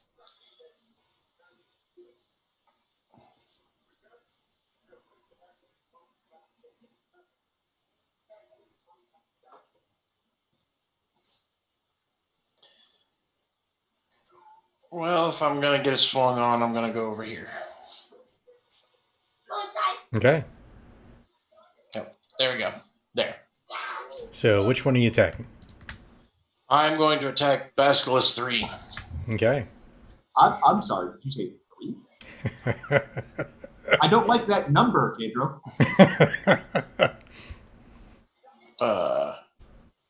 But at least He's doing going to the thing start where misnumbering things to screw with us, right? I was gonna say he's gonna start rolling around where he's like bringing out Basilisk Like, 12. or- and there's or only 1, 10, 2, 3, and Or 12. 10 was more amusing than anything.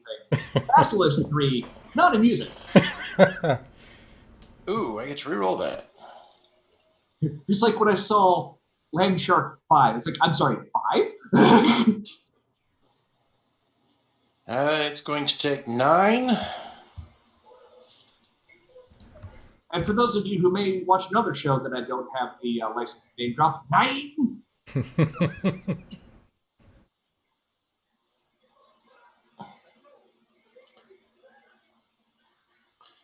I Yep, think both of those it's- hit. Get it?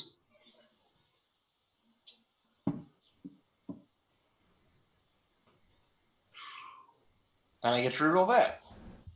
Man. Yay. Kill it so hard it dies to death.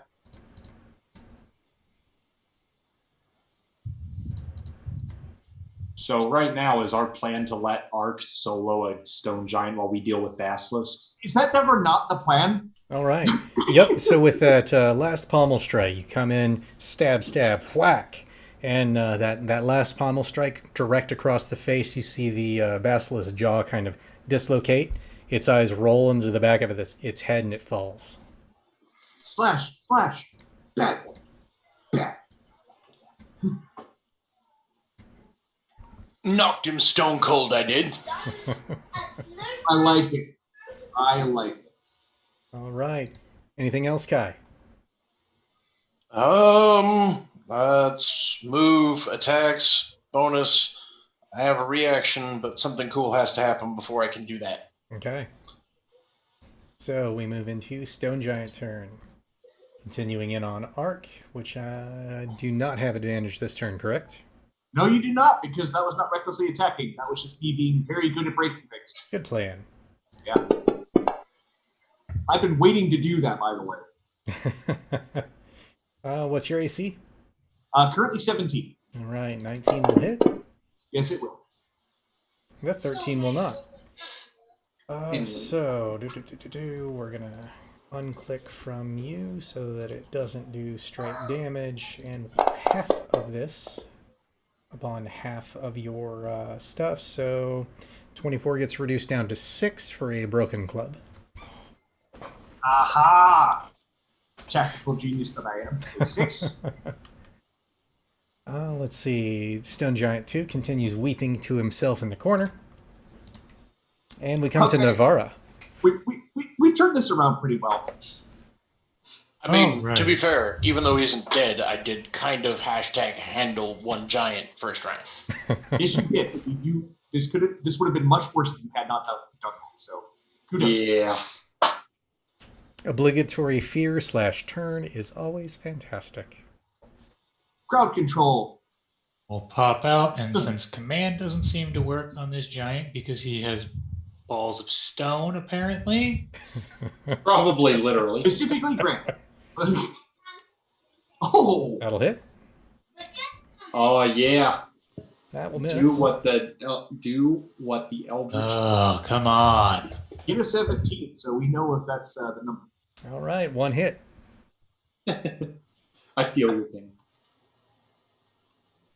Or 7. Good stuff. All right. He's not looking great. You probably figure that he's beyond the halfway mark at this point. I would hope so. Right? All right. Anything else, Nye? No, back in the Back in the hole. hidey hole. All right. Arc. Okay, now we're going to go reckless. Okay, that's modified 20. Or We'll do it. was it dirty 20? Whatever it is. 9 damage. I had to recalibrate that into being angry at it. Natural 20. Very nice. And for the record, not on the die. Don't matter. That duck's gonna get you. You keep saying that. It's called the long game.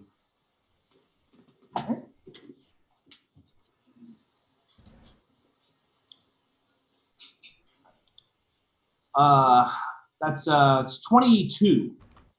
22. All right. You guys have successfully brought it into triple digits. And it is looking rather haggard.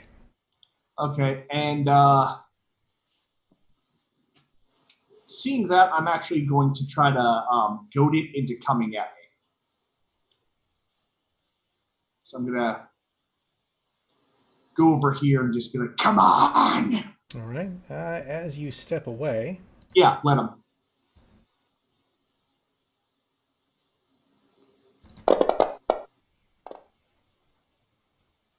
it will miss. Damn right he will. Okay.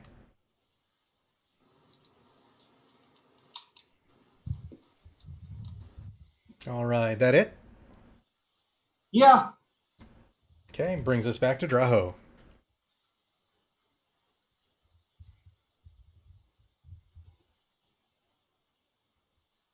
I go my full 30 to get range on him. Damn. Okay. Gonna take a double shot at the basilisk. Because that seems to be my new goal in life. Okay. First attack.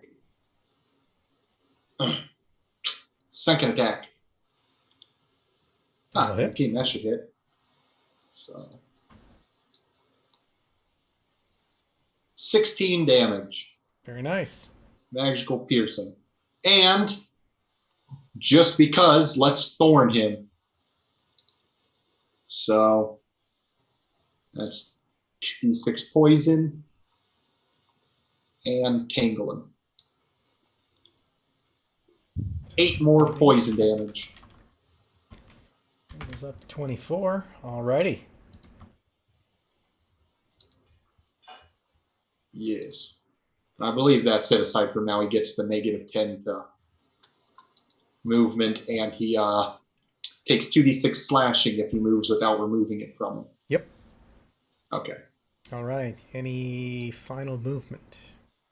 Or did you I go the can't. full way? I had to use my full 30 to get sight on him. All right. That'll bring us to Kibble. But I'm 40 feet away, so I should be okay. Unless he moves after me. Kibble will continue on the stone giant. Because technically, Kai is still there. Advantage. Whiff on both options. All right. Brings us to our basilisk's turn. Go ahead and roll your damage. Because it doesn't know any better.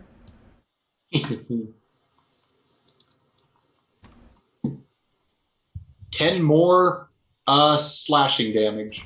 All right, brings us up to 34. That is the end of the basilisks, which brings us back up to Kai. Top of the round. Finish him. Wait, that's all it can move? It's got a 20-foot movement, and you reduced it by 10. So yes. Really? Wow, that was a smart move. Slow boy. How far away is the basilisk from me right now? Directly 30 feet.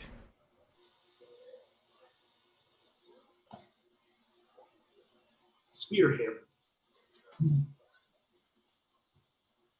Which begs the question, averting gaze?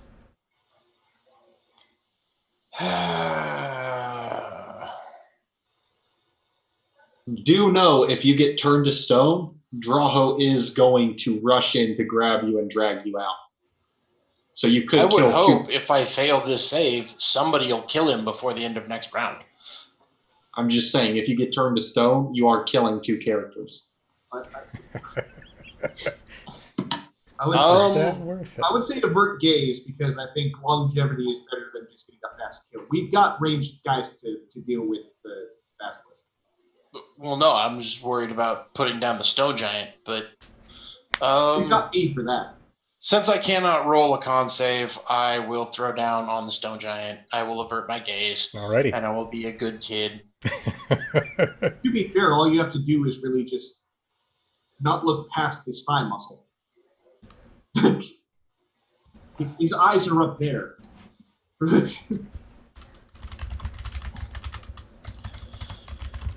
Okay.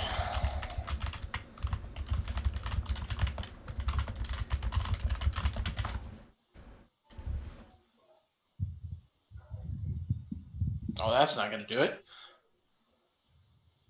Am I attacking with disadvantage right now? You are. Okay, so that first swing misses.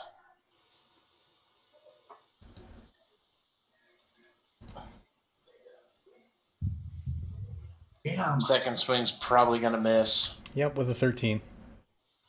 We know it's at least 17.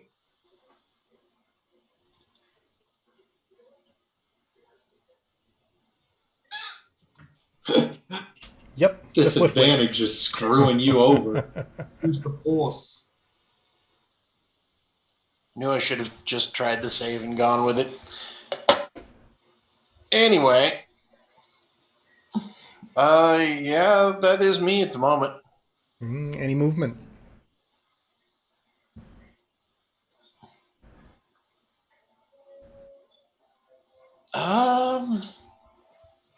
suppose I can move because he can't reach me, can he? Nope. Stone Giant doesn't have reach. Or does it? I mean, I broke its club, but yeah, those lanky arms.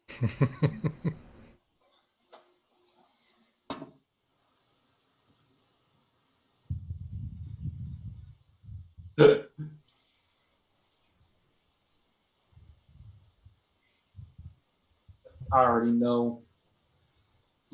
Yeah. Smart move.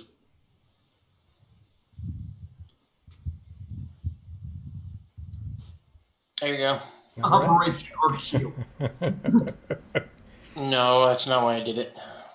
Oh, I see what you're doing. There you go. Now you're picking up what I'm putting down. Come on, sexy. Do it. Do it.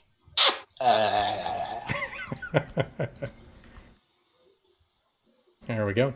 So it scoots over, pulls out 2 more rocks, and chucks them over your heads. Is it aiming at me? It is. Misses with the first one. To be fair, you hurt its dog. Ah! Hits with a 24 on the second. Oh, this is gonna hurt. 27. Oh, As a rock that goes really hurt. pummeling into you. Then give me a strength save. Does the bag look empty? Does Strength not- save? Yep. Oh. It's to keep from getting knocked over. Woo, 17. Just what you need. You do not go prone. For a -1, I was worried. I'm not gonna lie. Yeah. All right. Second giant is still at round 4, so it is still in the corner. Nivara. All right. Well, since I can't seem to do anything to this stupid giant, I'm gonna try to finish off Basilisk 1. Make him a corpse-alist. That was weak, and you should feel bad. It was, but also, like, I'm a StarCraft player, so, like, everything ends in risk. 1 hit. So, 1 miss. 1 very miss. 2 hits.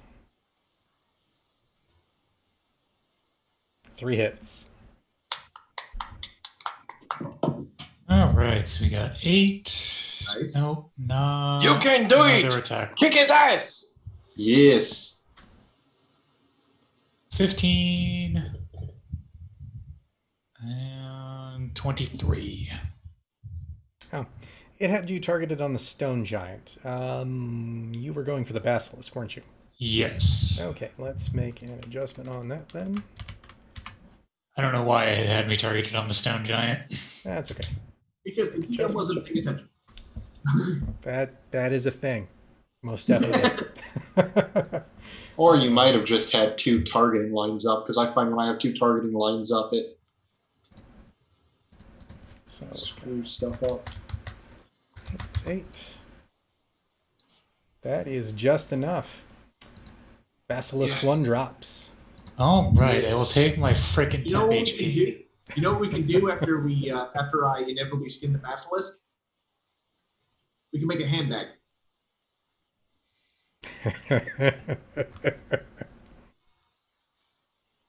All right. I have it on a camera. Nine so temp I can know what HP. your face- Any additional movement, or did you use your full to get over there? I used my full. Alrighty. So that'll bring us to Ark. Okay.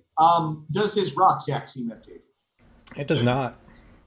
Okay. Well, that's Rocks for days. that's a problem that needs to be not allowed to persist. So It'll be fun if we find out he has a bag of holding with nothing but big boulders in it. You're 500 seeing pounds through of my stuff. clever ruse. So I am going to run at him and actually for this I'm actually going to kind of leap for the first attack and kind of like try to hit him in the chest Okay. recklessly, of course. Ooh, that is a 14, so that is my first miss. Yep, that will miss. Followed up by a 22, All right. which will hit for 12 damage. Okay. Would you like to describe this? I see what you did. Okay, well, hearing Draho get hit by a rock and then having an immediate flashback to Kibble, I'm actually going to leap up. Yeah, you would have definitely heard some high-pitched elven where my squealing. hammer is coming down on the, like, just between its eyes. And I'm just going to scream, "No more rocks!" and bring it right down, square in the middle of his face. All right, you do so. With the claw end, with the bare end looking back. And that claw rakes down. You see the nose kind of get removed, just a bloody streak, and it looks down momentarily, and then just falls backward, landing with a loud reverberating thud. That fear thing only lasts as long as he's not being hit, right? Correct. Okay. Kai uses reaction to break the fourth wall and go, rocks fall, giant dies. Do I see any more basilisks? Please say Not no. currently. I said say no, not currently. That's more on But we know there's at least number 2 up there somewhere. Okay. So you guys want to fight the last giant, or you want to take this opportunity to back out? I'm fine. I can second wind and keep going. And we need to decide now because I don't want to have to use my second rage. I haven't popped my Tomb of Levistus yet, so I'm fine. So I only use 10 feet of movement to do that, so I'll just be like, tell me what to do with him. I will approach him, but not attack. 10, 15, 20, 25. Actually, we'll just make it that far. But I will be snarling at him, even though I'm not the one he's afraid of. Okay. But I'm like, your call. Back at Kai. And then So it's my turn? Draho. Mm-hmm. All right. Well, I'm also going to say, so are we finishing this guy off, or what's the plan? Does he yield? Right now, he's just crying himself in the corner. Here comes a moral quandary. Is Draho enough of a bastard to shoot at him while he's crying in the corner? The only time you've done that so far was someone that was already on fire and was less afraid of the fire than us. Well, that was a mercy killing because he was going to burn to death. I think as a noble, you would be obligated to allow someone a chance to surrender. If he doesn't surrender, then I'll assume that he's just bad at fighting. So I'll yell, "Yield now and become our prisoner. You can live through this." Yeah, it's up to them to be smart enough to know they're going to die. He continues kind of crying and thrashing in the corner. And I am just going to bring up dead halflings. What do you mean dead halflings? I killed a bunch of... That was Fenrir's fault. And I killed, as far as I knew, a bunch of bandits, which they were. So bandits don't get the same honor. Sleeping bags. I tried to make that a let me sneak up and see what's happening thing, and then shots were fired. I'm like, well, no, we're doing this. So I'm just going to take the... he's not hurt. Yeah, you know what? I'll take the shot. Okay. We need to finish this off so we can... If we leave him alive, he will tell the others, and the next time we come back, we will be screwed. So we don't really have a choice. As far as I'm concerned, we can't let him warn the others. So take my 2 shots at him. Also, right. Those happen stole our stuff. 11 doesn't hit. Whoa, that hits. Yes, it does. Yeah. So let's do this. Bam! 17 damage. That is the second hit he's taken. All right. And then I am going to what's the other one? Second wind, which is a D10 plus 5, right? D10 plus 11. Yeah, so D10 plus 5. And get back 11 health. Let me add that real quick. Take that down to 16. Okay. Sweet. And that's it for my turn. All right. And then I'm just going to scream, take him out so he can't warn the others. It's merciless. I don't know why. I just need to know what we're doing. Kibble with a whiff on the bow. We will skip the remainder of those and bring us to Kai. Top of round 5. Well, he ain't scared now. That is true.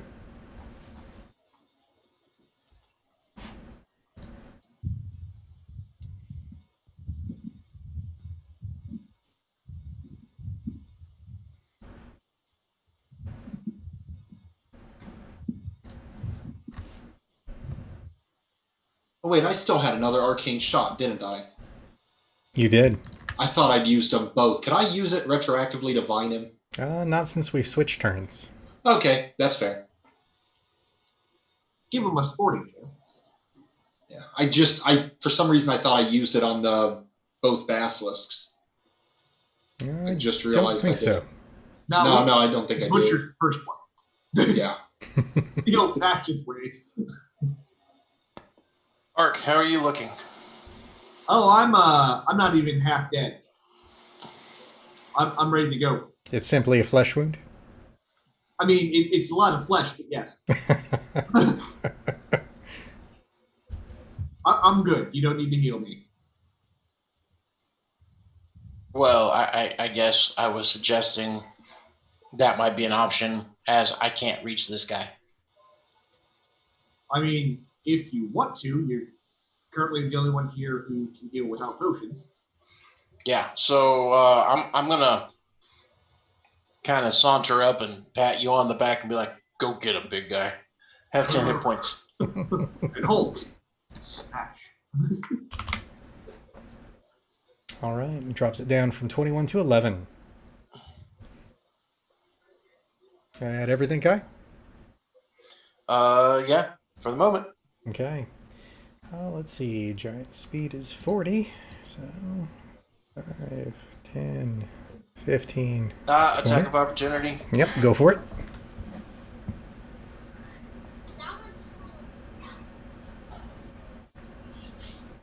$20 will hit.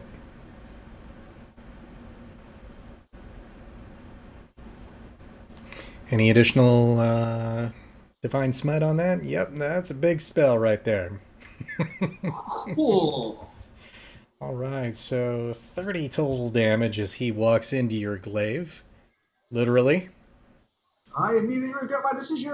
And looks down at it as in his chest and kind of pulls back just slightly. Raises the great club and goes to attack you.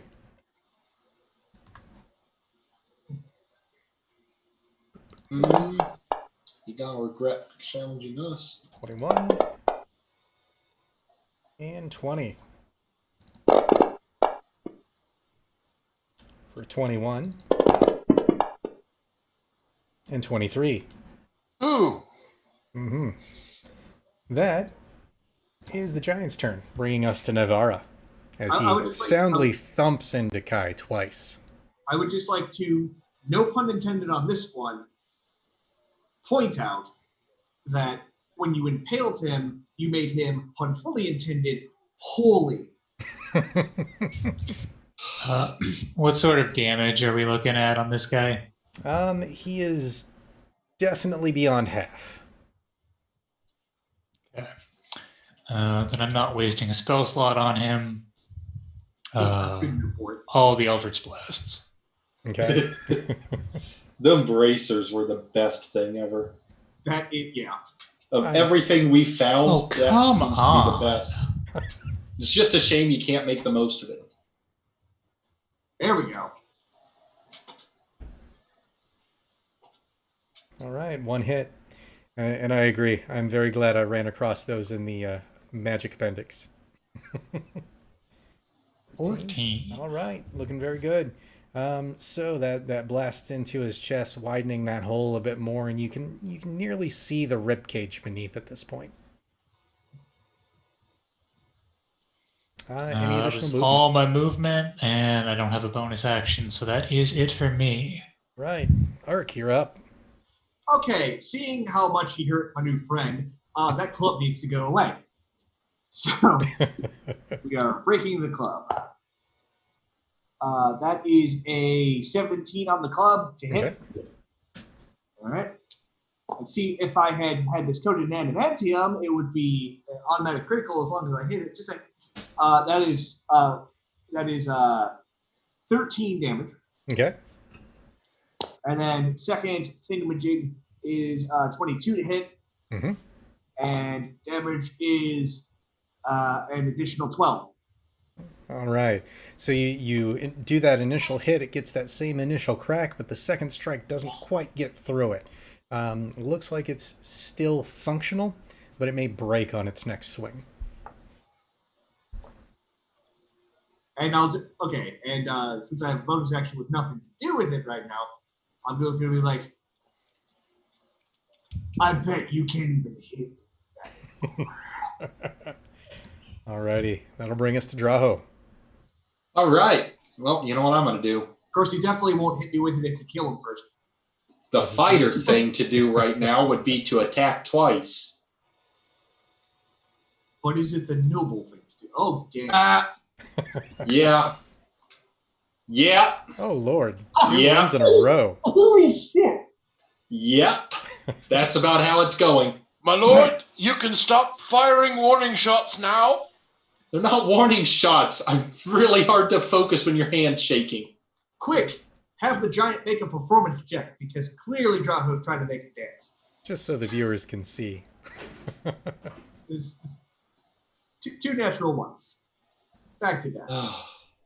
To be fair, after all the shenanigans you've been pulling in the arena, that was bound to happen at some point. Yeah. So... Hold up now. It rolled a 1 to attack me, probably. No, that was just me attempting to move the stuff, and it auto did that. So disregard there. Any No, keep the 1.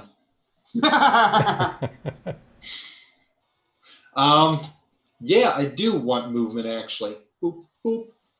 Right over here where you can't hit me with a rock. Alrighty. Kibble. Same thing. What are the odds of 2 1s in a row? Seriously. I believe that is 1 in 400 if the statistics hold. Kibble will hit, but not crit.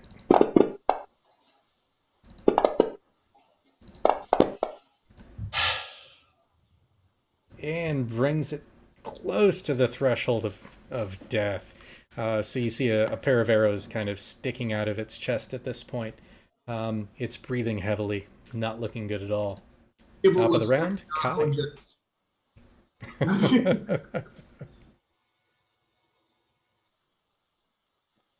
Kai screams, "Good for the good God," and swings.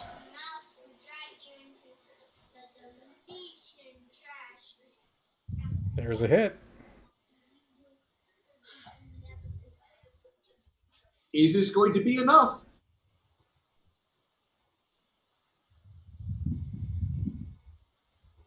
And it is. Hit Cudby! Hit my bee! Here it is!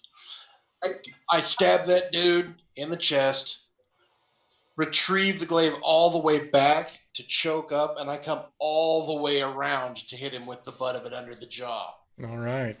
So it slides into his chest. He kind of bends forward as that happens, as you pull back. Then smack him in the jaw. His head goes straight back. And you hear this kind of popping sound from the back of his neck. And he drops.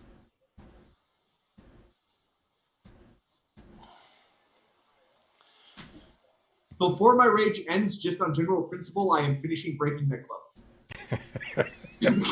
All right. You smash it. Close back out of that. So... I'm going to sit down on the giant. Okay. Draho, Using your phone enemies as a Draho is going to suggest, I think we might not be prepared to fight more of what's in there right now. I don't know that we have a choice, Draho. I mean, we could do what we did with the ogres. We definitely sent a message here, and then we could just hide in a place they can't fit.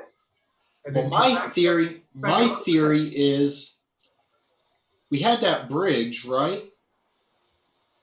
Yeah. Do we You two are pretty burly gentlemen. Could we drag both those giants and toss them over the bridge and then hide, set up a camp on the other side of the bridge? And hopefully if the giants come out to check on the patrol, they assume the guys wandered off because giants are stupid. Do they weigh more than 1,020 pounds? I'm not certain offhand. I would assume they're more than a ton. Well, that's half a ton. So if you can move half a ton. But the bigger thing is that trail would not support their width. It is only like 3 feet wide. They are 15 feet wide. So they weigh more than that as one piece, is what you're saying. Correct. Mind you, There's an obvious solution to that. You're at the almost tippy top of a giant mountain with a trail that's yay thin. I think. Is there any way to roll them off the mountain? Absolutely. I think what Draho's getting at is that we hide the bodies in the only place that they'll fit. I thought we were in like a valley of a mountain when you mentioned the walls. That's why I was thinking we had to get them out of here. But if we can just roll them over the edge. Yep. So you came up a very small, thin trail that opened into a cave inside the mountain. Oh, I misunderstood you. Okay. So yeah, let's roll them off the edge of the mountain, down the mountain. After we check and see if they have anything valuable on them, then let's collect up those basilisks because we can probably use them back in town. We'll take them back to the cart eventually. Yeah, we'll put those outside. You know what? I'm pretty sure that the actual cold that you guys are dealing with, but not so much me, will help keep them from decaying while we're in here. Mm-hmm. So I'll just put them in like a snow bag, basically. Sure. So basically, you get them kind of out towards the edge, but not rolling them off. Right.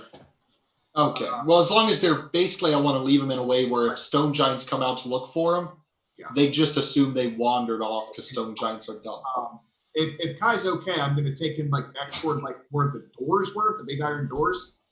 Ask if I can borrow his glaive for chopping purposes. What are you planning to do?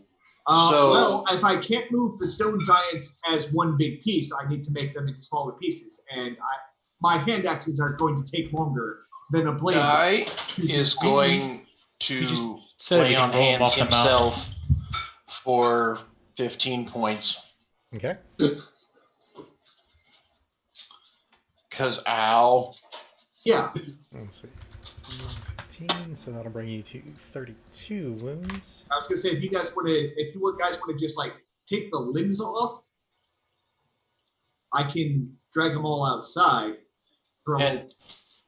I imagine if you grab one leg and I grab the other leg, we could just drag these guys out. This is, of course, after looting them. Speaking of, let's bring up that loot sheet. And because this is possibly a problem later, all the rocks that are in their bags, I'm just going to crush them with them all because those will not be. But before we decide on urban renewal projects and landscaping, perhaps we should deal with the matters at hand because too much more noise. If they have friends, ow. I mean, if their friends didn't hear that battle, they won't hear us slicing them apart. I'm not worried about slicing them apart. I'm worried about you making gravel out of their throwing toys. You know what? That's fair. How about I just roll those off the side of the mountain? Yeah. In the bag are 4 more large boulders, each one about 100 pounds. Oh, okay. That's just. Yep. It would be funny if we throw them off the side of the mountain and when we come back down, our carts are crushed by frogs. Why did you say that out loud? They're in a cave. Because they're currently in a cave and it can't actually happen. I just think it would be hilarious. Suddenly we just get a psychic message. Why did you block off the cave? Also, how did you block off the cave? No, what we get is Romney's voice. Rocks are falling! About 2 minutes after you throw them over the edge.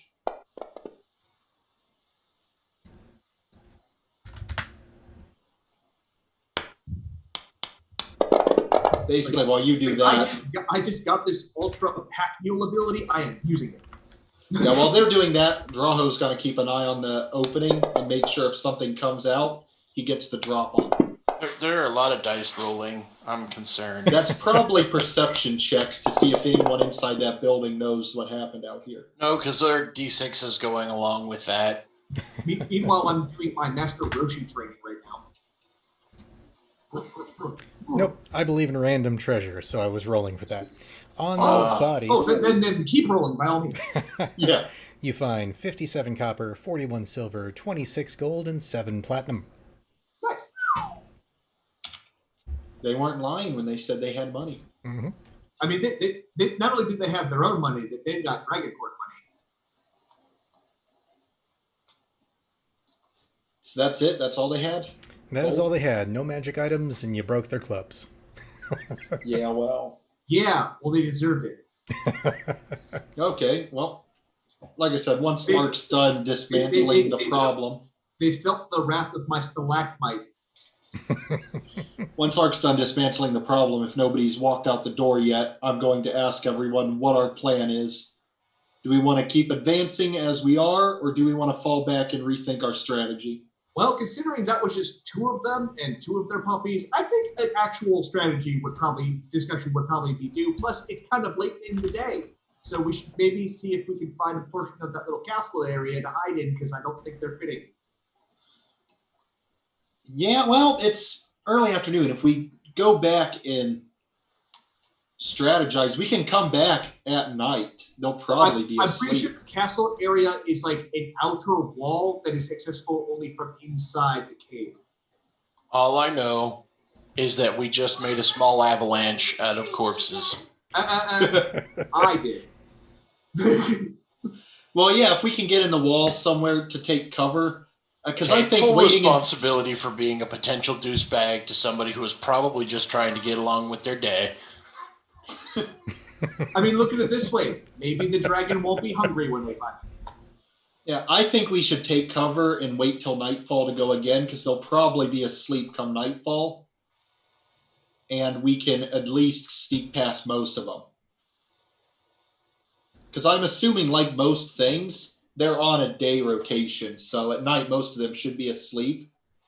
I think that would be our best bet, because none of us really suffer from attacking in the dark. Yeah, I mean, they were just standing there, and they said they weren't in charge. So there's got to be one here that's reasonably intelligent and also scares them enough that they listen to him.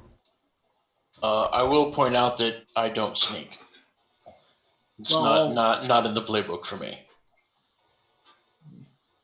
Well, I mean, we can. Not that I don't want to, or that I can't try.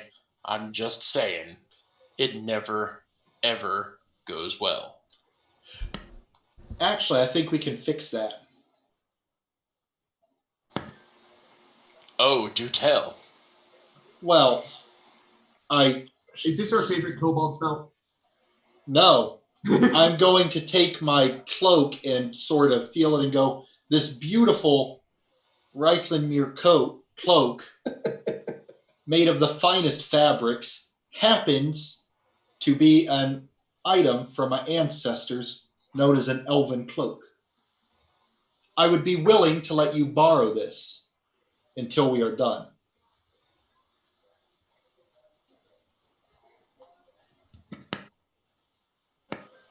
Basically, it gives you advantage on stealth, which would nullify any disadvantage. So if you spend an action lifting the hood. Yeah. Free action, right?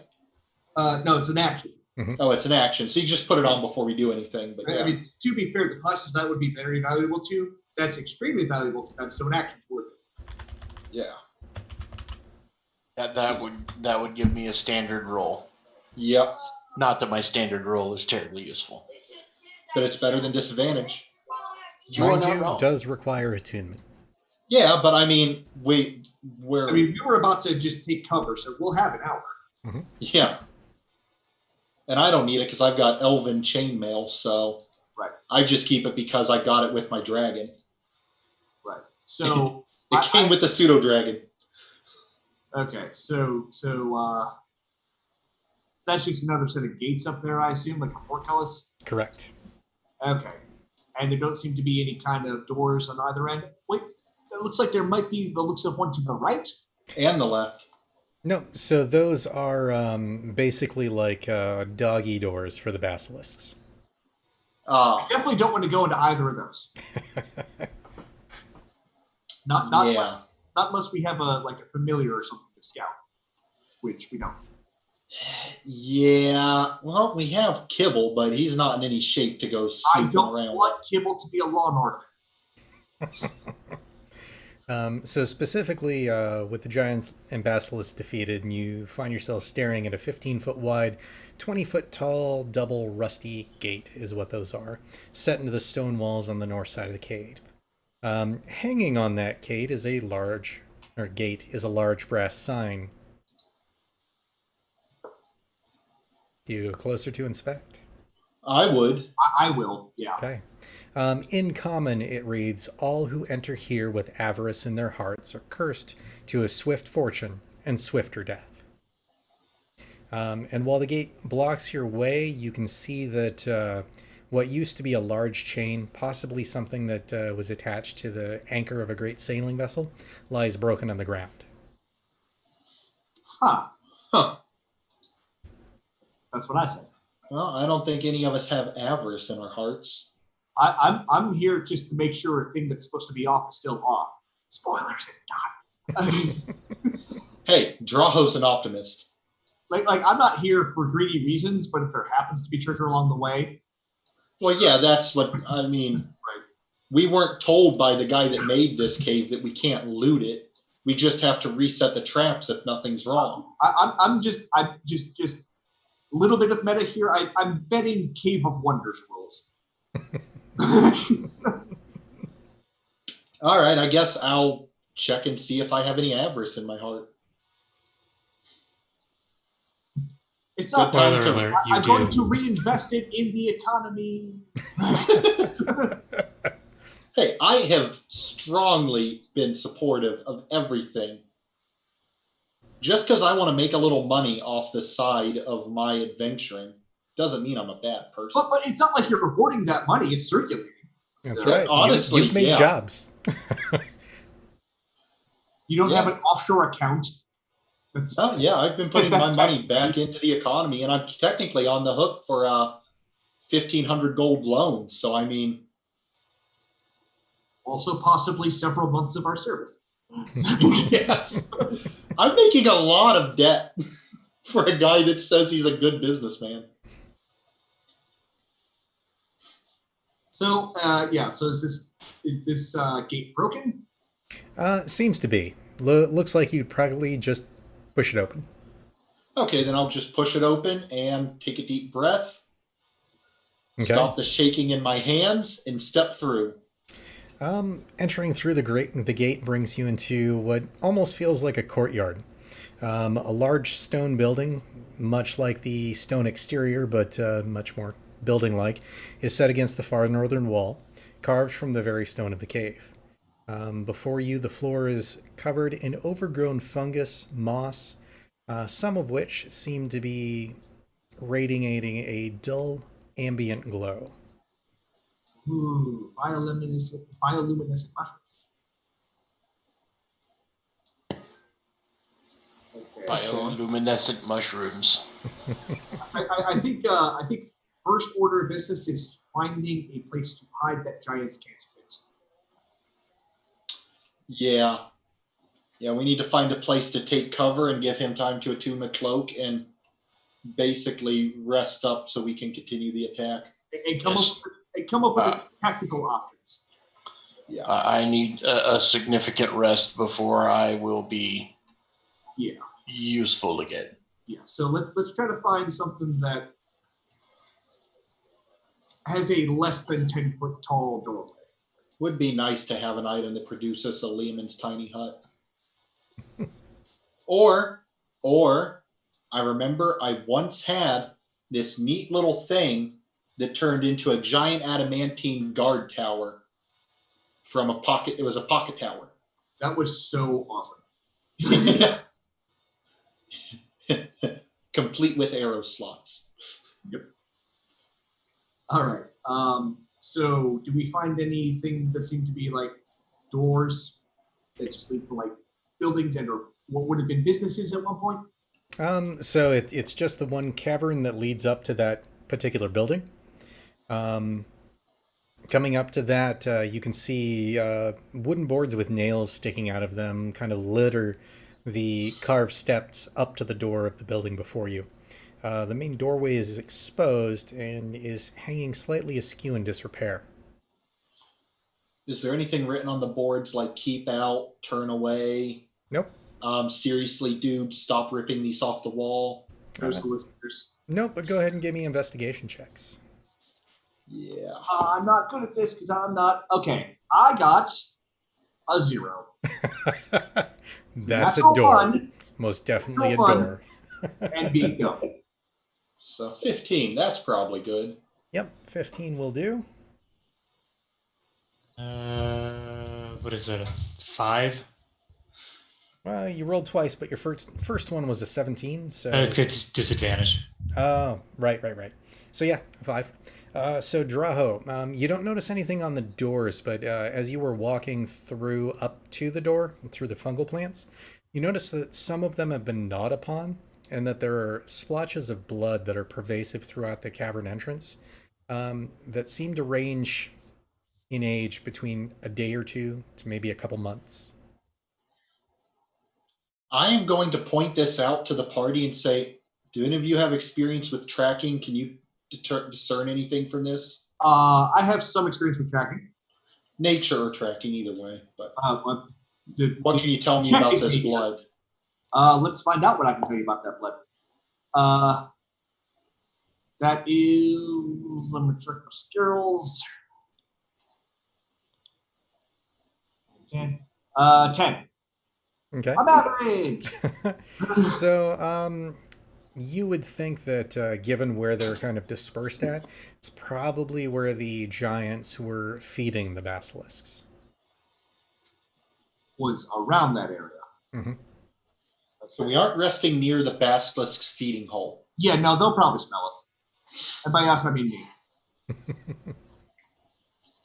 So, okay, where is there anywhere in here that we can see that either giants would have trouble getting to, or we could at least tuck away where we can't be seen easily?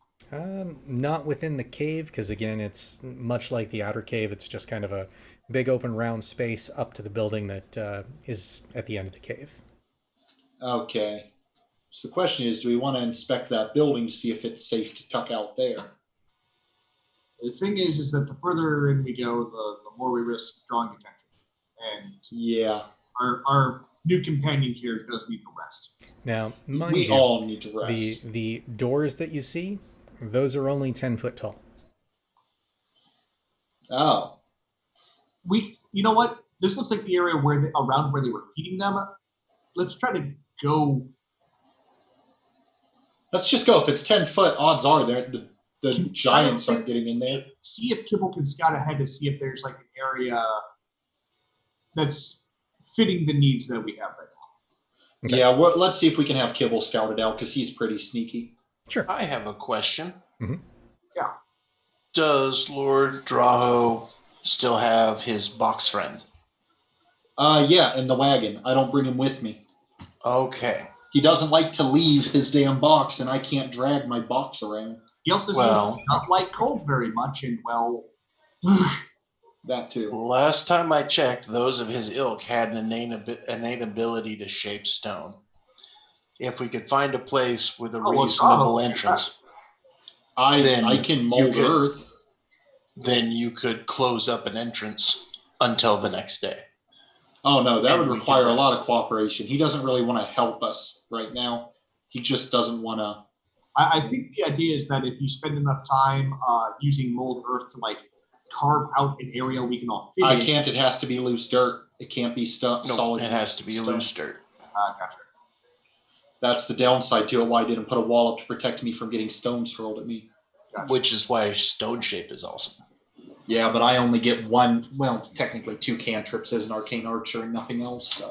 All right. So I think our options are go outside where you guys are likely to freeze to death, or try to go just see what Kibble can I find. say we let Kibble search that building. If the building's clear, I say we hold up in there. And I mean, we're planning to rest as soon as we find a spot, so I'll just go ahead and burn a spell slot to make Kibble invisible. Okay. There you go. And Kibble, the first sign of danger, you come right back. Okay. So you open up the doors, and as Kibble would need you to do so to get in, Yeah. what you see is a long carved stone hallway. Either side of the hall has been engraved with various pictures depicting scenes of triumphant dwarves settling into a mountain filled with gold, platinum, gems, and other valuable goods. Close to the entrance, off to the right, is a relief of a dragon with red, shimmering eyes. At intervals along the hall, it's lined with crossed swords hanging behind shields bearing the same dwarven regalia you saw before. To the end of the hall is another set of double doors, also 10 foot by 10 foot effectively, that do seem to be shut. So there's no enemies there, so we'll move forward with Kibble. Well, the doors are closed. If there's anything on the other side, we won't know until we open it. I know, but up until the doors, everything's clear, we're being told. Yeah. So let's move up to the doors. Just go piecemeal, unless this area is safe enough to rest. That's all I'm looking for. The thing is, this seems to be like their guard station, so at some point, like you said, they'll probably send other people up here. Yeah. So if we don't find a safe place directly on the other side of this door, which we should at least try to listen to see if we can hear anything on the other side. We may have to try to tough it out outside, which I'd like to avoid for your sake. I would too. Nivara, you hear Kibble whisper, "Look down. It's dusty. There's no footprints." Oh, God, I love that Kibble is so good at this. I'm so glad I trained him to be good at stuff. rogue's gonna rogue. Rogue Bard. Don Kobold's Rogue gonna Bard. kobold. Yeah, Rogue Kobold Bard. Robobald. We also know there's not a gelatinous cube in this hallway. We don't know that. It's not unusual. It's not ridiculously clean for something that's abandoned. Tyson checks the ceiling. there are other types of ooze. Yes. It's true. Looking up is always a good idea. No, the ceiling looks much like the floor, somewhat dusty, has some cobwebs up there, but overall is just kind of carved stone, direct from the mountain carving. I think this is where we're going to rest. Yep, let's get in here. Let's barricade the door as best we can, and let's take a rest and figure out what we're doing. I'll try to take some of those boards and nails and just kind of make like a makeshift barricade on the end that has an open door, just in case something does come through there. It'll slow them down. Sure. So that particular door you can see has two large handles that they're basically like a slat with two slats connecting. So functionally, you can take that plank and just set it between the two like a basic barricade. Gotcha. Yeah, we'll do that then. Okay. So I'm confused then. If this is the only entrance in or out of here, where did the giants come from? Probably the outside. They That were guarding. does- That doesn't necessarily mean that they were on the way in. If you guys have been dealing with cultists, these could just be hired help. That's true. They could, yeah, their sole purpose could be to keep people out of this building, not protect the building from people. They also may have climbed over something that we didn't notice because we didn't look up before. No, I think they might have come from, I think he's got a good point. They might have just been keeping people from coming in. They might not have, none of them are in here. They're just keeping people from coming in. I would say, since we know there's dust on the ground and no one's walking through here, about how thick does the dust seem? Give me a wisdom check. Perception. Perception? Mhm. Okay, I'm actually... Can I roll that? Sure. That 20, is not what I meant to do. 20 total. Okay. So with the 20, it's fairly thick. This particular room probably hasn't been disturbed in several years. You also notice with that high of a check that close to the front doors, the entrance doors that you came in, there's a small note engraved in the floor that states, "The dragon may be dead, but I have placed traps to secure this castle from intrusion of its resting spot. Go no further or face certain doom." I point that out to everyone else and have them decide what they want to make of that. Well, So I mean, what- we kind of knew that because that's what Eno told us. Yeah. Oh shit! What if those giants were hired by him, or at least their clan?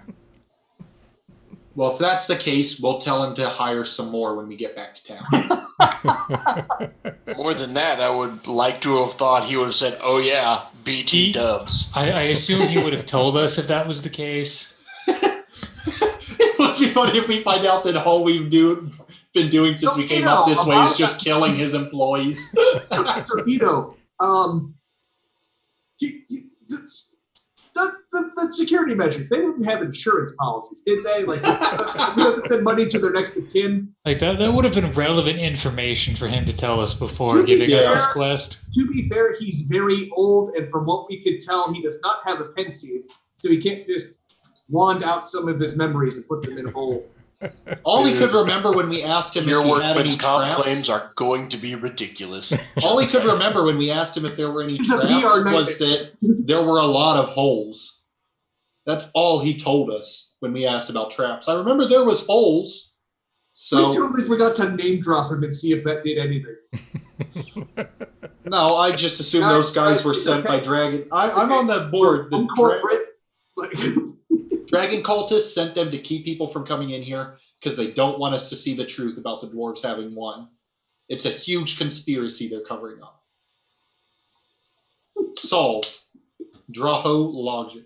This is not our best day for remembering what happened the last session. That is Draho's conspiracy theory now. Dragon cultists are hiring stone giants to keep us out so we can't learn that the dwarves actually won. To be fair, I was never actually there when he gave us this assignment. This is also true. Oh, hey, we when we get back to town, we need to see if there's any leftovers. Of course, by then it'll be like 2 weeks away, so probably not so good. Anyway, it is also in actual real-world time about when we wrap up. Yeah. One last thing before we stay in this room, we should check for traps in this specific room. Okay. Before someone rolls over in their sleep and kills themselves. Yeah, do that, and then also have Kibble check for detect magic in the area. Okay.